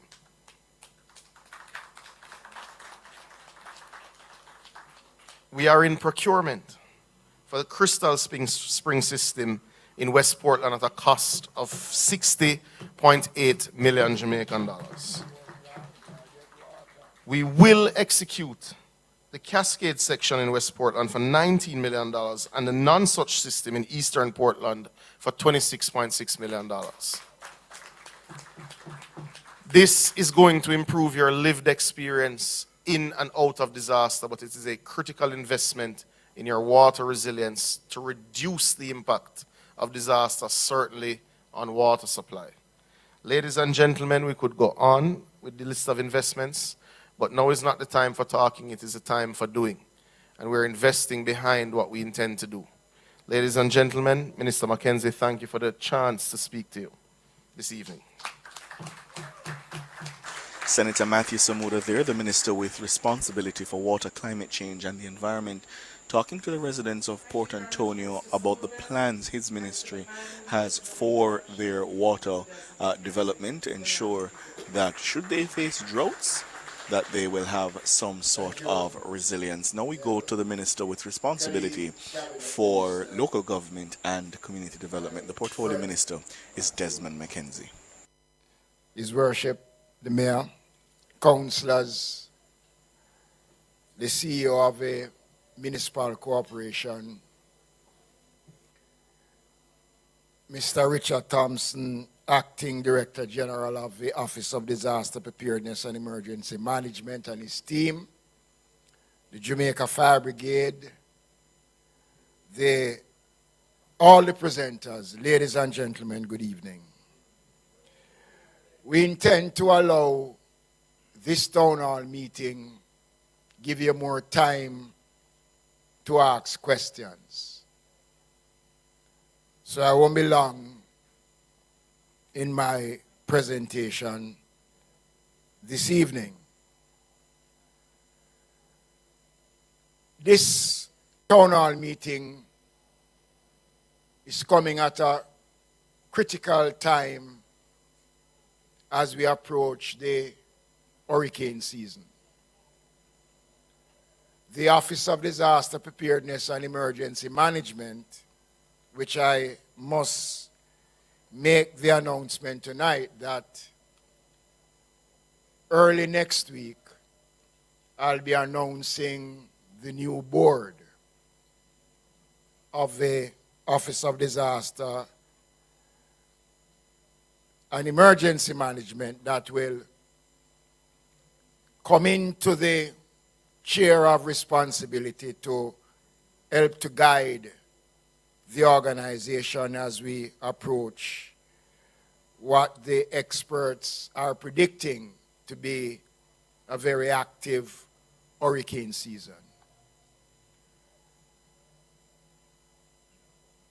But the people of Portland will appreciate that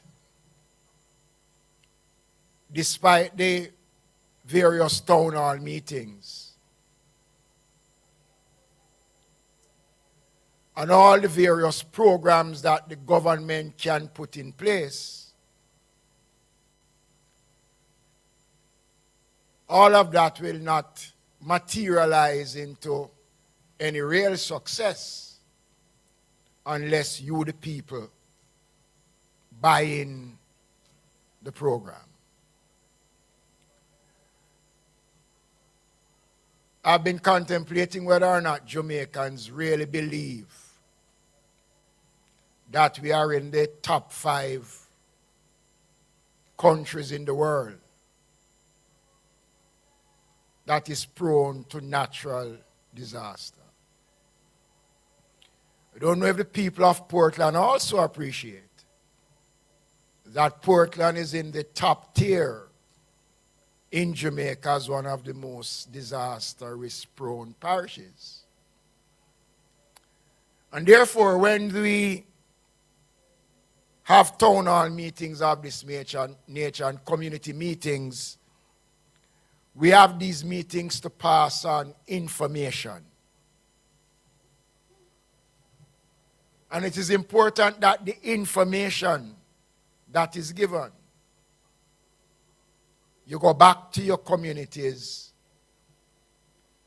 I'm expecting that your local representatives, your councillors, your members of parliament,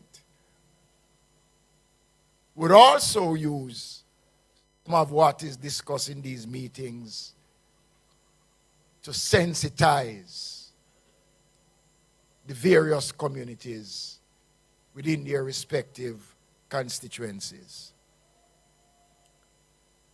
This year, we have kick-started the preparation for the hurricane season. We have been having a number of workshops looking at the various aspects of the approach that we must take. And Portland stands out Because the experts will tell you that you're not getting the amount of rains that you normally used to get 2-3 years ago. That rainfall has gone somewhere else. The experts will also tell you that you have been the center of 99.33% of all the earthquakes that we have had.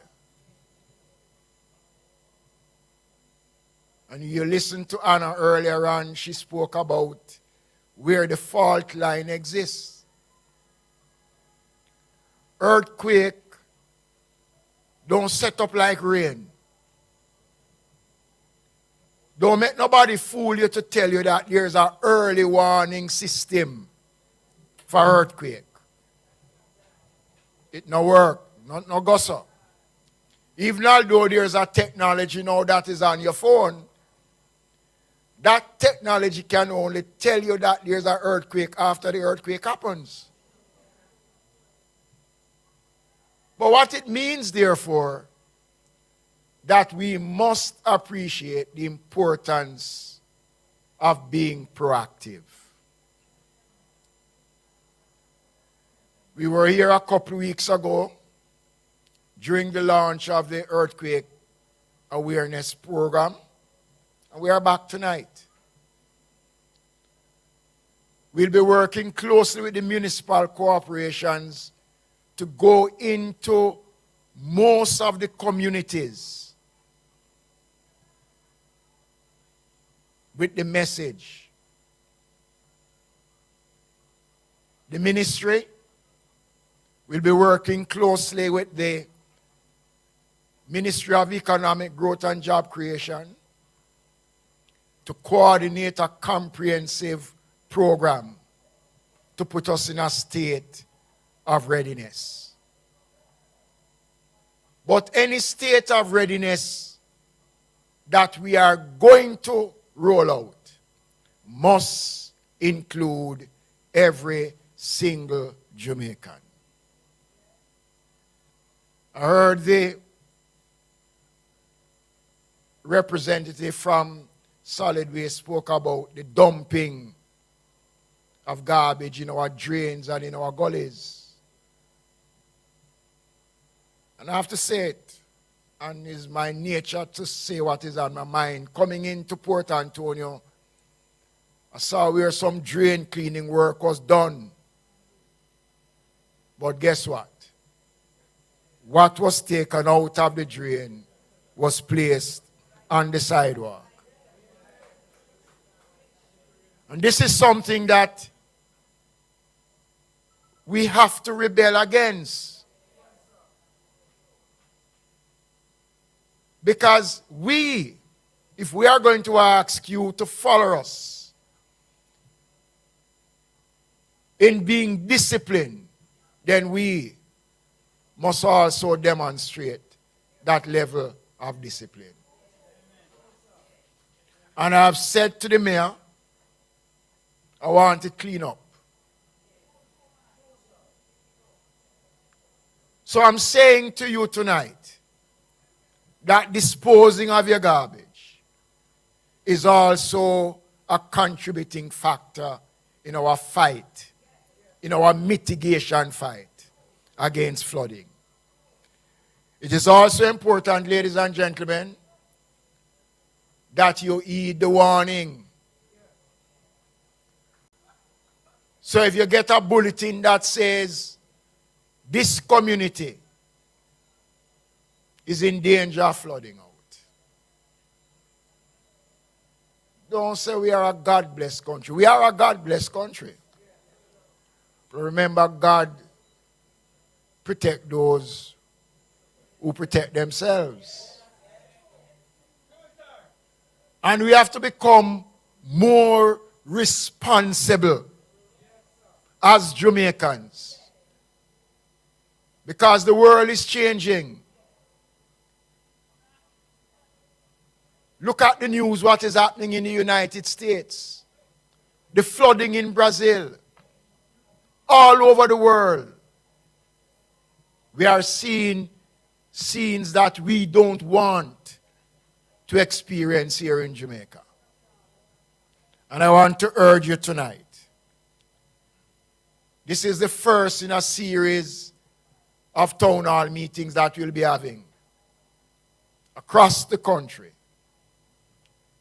to urge Jamaicans to ensure that we become disaster preparedness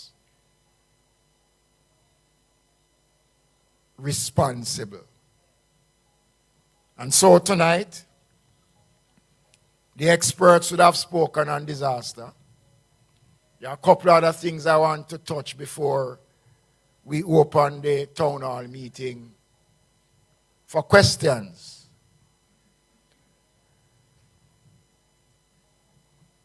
Tomorrow, I'll be breaking ground for the construction of a $52 million shelter for the homeless in Port Antonio tomorrow.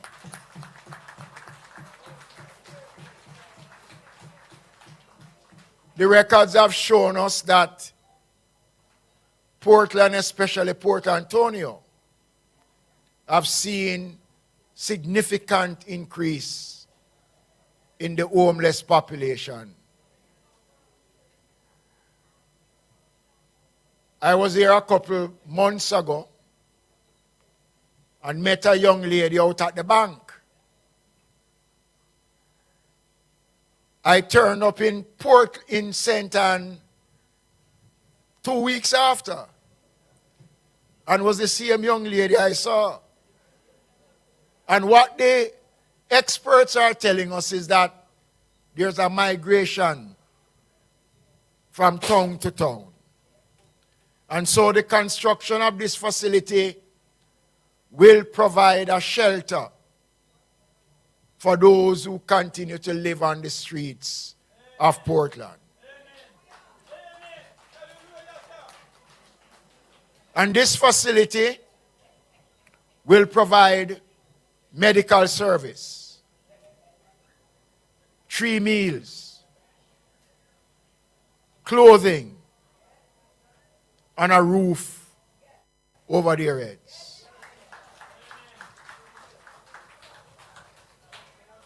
There are 2 outstanding issues in Portland that I must address quickly.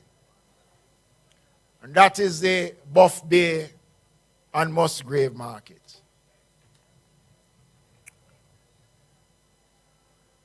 Work has commenced on the Buff Bay market.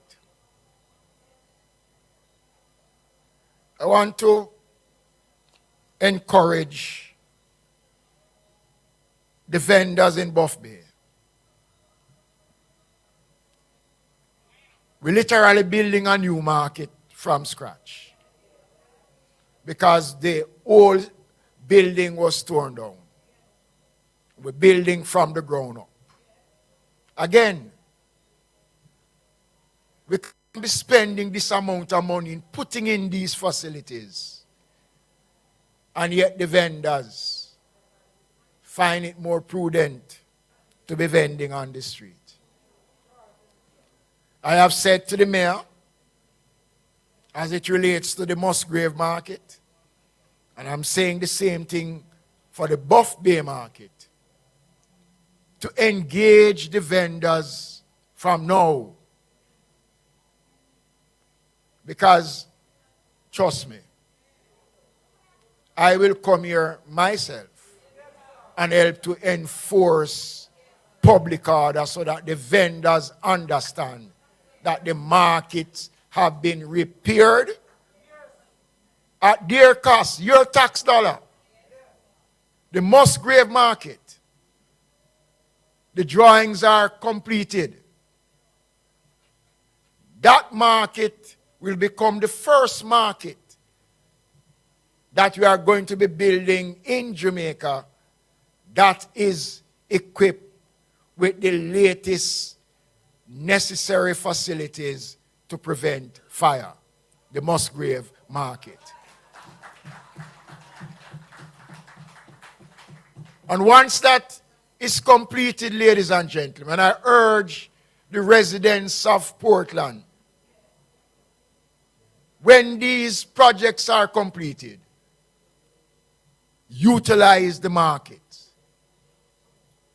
Our markets account for almost 85% of persons who use the market are females. Quite recently, we provided some funds to carry out some repairs to the public sanitary facilities in the market. Portland is on the path for further prosperity. The development of Portland is high on the agenda of the government of Prime Minister Andrew Holness. But we need the people of Portland to walk hand in hand with us to ensure that the various programs that are implemented, that you reap the benefits from these programs.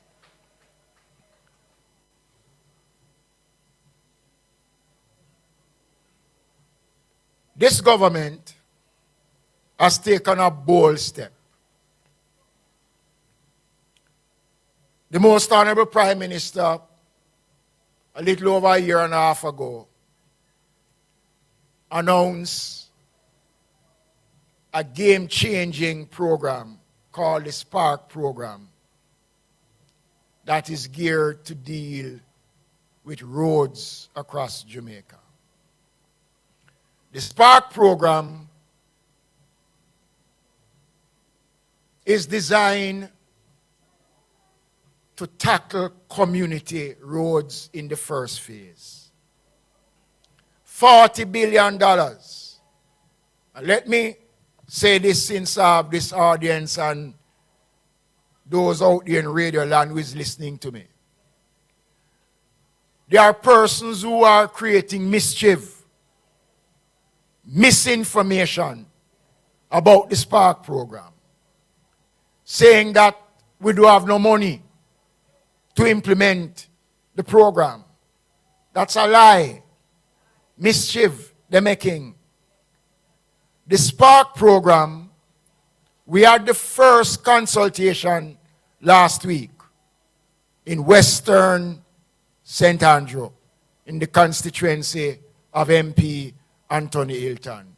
And I must tell you tonight, I was pleased of what MP Hilton did in terms of how this program was conducted and the participation of the people in that constituency. This program will see you, the residents, when we come to Portland for the consultation, sitting in a forum just like this and telling us the roads that you feel is in need of repair. Once the consultation is done and we get the roads from you, it will be assessed. And one of the good things that has happened is that the work of the Ministry of Local Government and the Ministry of Economic Growth and Job Creation, that we now have a database of all the roads in Jamaica. So we can look at any road that we get in the consultation, and we can use the technology to look at the conditions of the roads. Ladies and gentlemen, never in the history of Jamaica has any government attempted what this government will be doing under the Spark program. I want to say to you tonight, do not allow false information to get into your heads. This program will see $20 billion being spent in the first phase of the program. And we're talking about community roads. And this program, we don't patch road in the Spark program. It's not a patching program. It is to rehabilitate roads. Putting down new roads with a lifespan of 7 to 8 years. Putting in drains, sidewalks, and all the necessary infrastructure that is required to make these roads acceptable. And this is a program that is going to be transparent. A program that all the necessary steps will be taken, and we have started already, to ensure that we get value for the work that is going to be done. So when the roads is scoped, it will be put out to tender. Local contractors, international contractors can tender on the job. There's an attempt being made to allow the fixing of roads in Jamaica to be taken out of the political squabble. There are no orange road or no green road in Jamaica. And that is why the people, you the residents, will have an opportunity in determining which road gets fixed. We can't fix all the roads. But over the next 2 years, in the first phase of this program, and this program will be able to stand the test of time, because anybody can audit the program. That is why when people ask, how did you come in determining which road to fix, we will be able to say, based on the consultation that was done, using the Constituency Development Fund in the Office of the Prime Minister, the Ministry of Local Government, and all the various stakeholders, that persons were able to articulate the concerns of their roads. I want to ask the people in Portland tonight, and right across Jamaica, to buy in and to support this program, because this is going to be a game-changing event for the people of Jamaica when it comes on to roads across this country, as far as community roads are concerned. There is no denying that this is a bold attempt by the Most Honorable Prime Minister. And this is not money that the government is borrowing to undertake this. It is because of the steady hands of the government, the manner in which the economy has been managed, while your tax dollar will be working to improve the conditions of community roads. For a small country like Jamaica, we have one of the highest road network in the world. As small as we are, we have about 25,000 kilometers of road network across the country. You can throw another 3,000 in there for farm roads. But the majority of those roads are community roads. And that is the aim of this program, to once and for all pay attention to community roads. Main roads will come in another phase of the program, but this is community roads. And let me make the point The National Water Commission is a part of this working committee. So wherever we're going to fix a road or repair a road, the Water Commission will be given notice and they will be able to say that this road is slated for pipe repair or the laying of pipes. So we're not just going to put down the road and then here comes Water Commission after to dig up the road.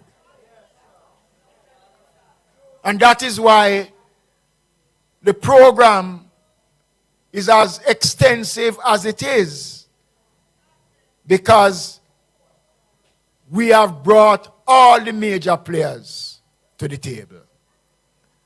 The other issue I want to say quickly is that the maintenance program that is done by the National Works Agency and the local authorities, Spark program don't affect that. So the municipal corporation will still have their work to do in carrying out repairs to roads, and the National Works Agency will also have their responsibility. Ladies and gentlemen, let us support this program because it will improve the economy, and once the economy is improved, the lives of many Jamaicans will improve. Thank you. The Minister there of Local Government and Community Development, Desmond McKenzie, making several important points to the residents here of Portland, indicating the importance of public order, indicating that he was prepared to come here and enforce public order, certainly where markets are concerned, also announcing major improvements and developments to the markets in Portland.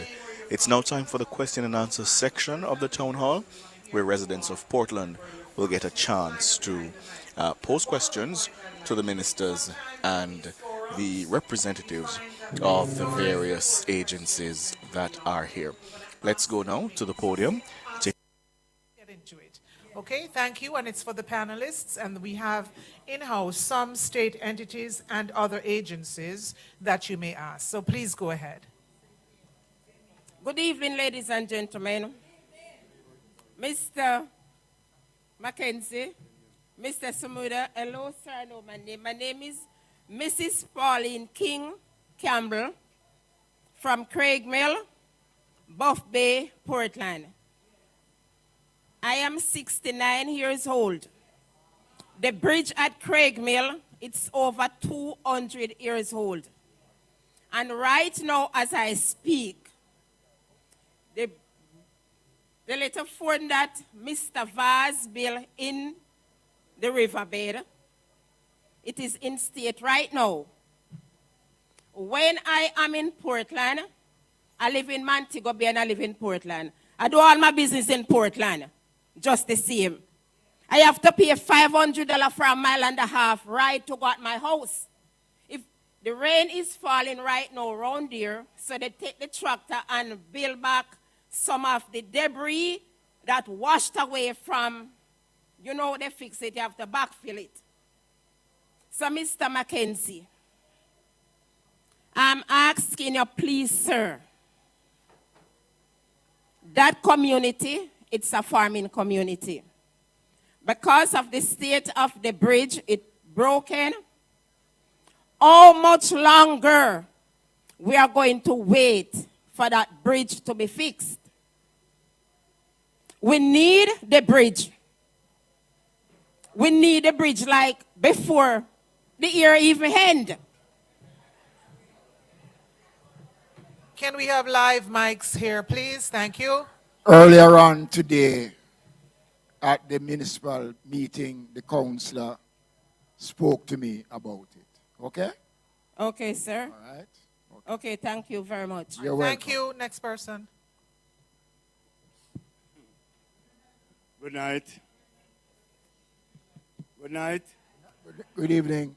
My name is Lennox Brown, and I'm a community member born and bred in the parish of Portland. I have served my country for over 41 years. I was the first set of national youth service workers to have embarked on serving my country, Mr. Minister.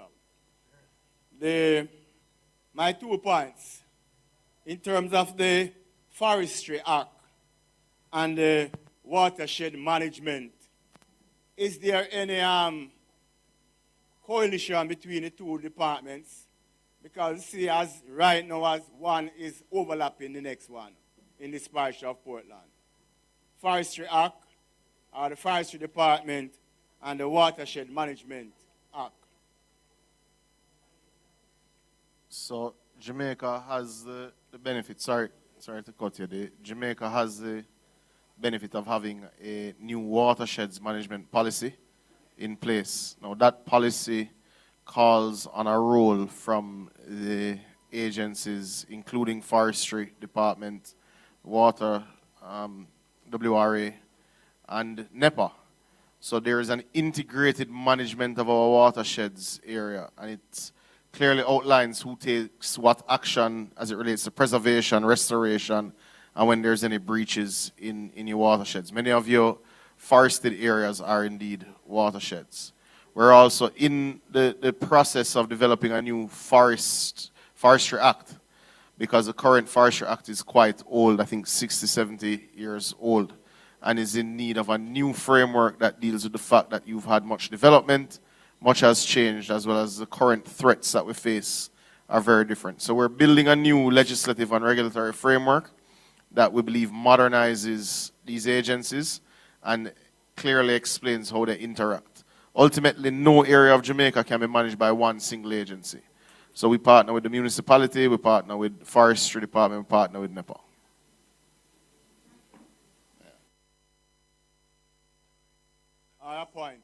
That's where we're going to leave it for this evening, listeners. We've been coming to you live from the Errol Flynn Marina in Port Antonio, Portland, for the Ministry of Local Government and Community Development's Disaster Preparedness Town Hall meeting.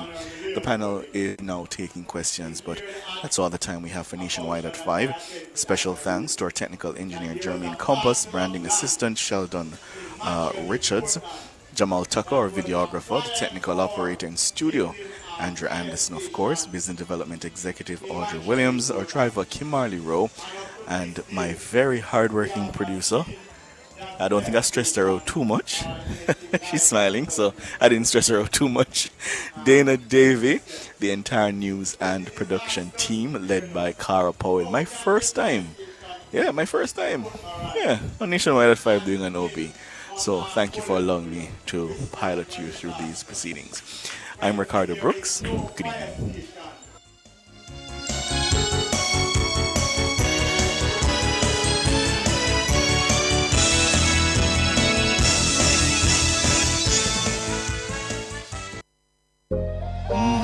Welcome deluxe, the cream cracker that rises to the top. So crisp, so light, so buttery. When you're good, you're just good. Hey, had the national flavor. You go off and buy this pack. So good, it's just so good. Welcome deluxe, the cream cracker that rises to the top.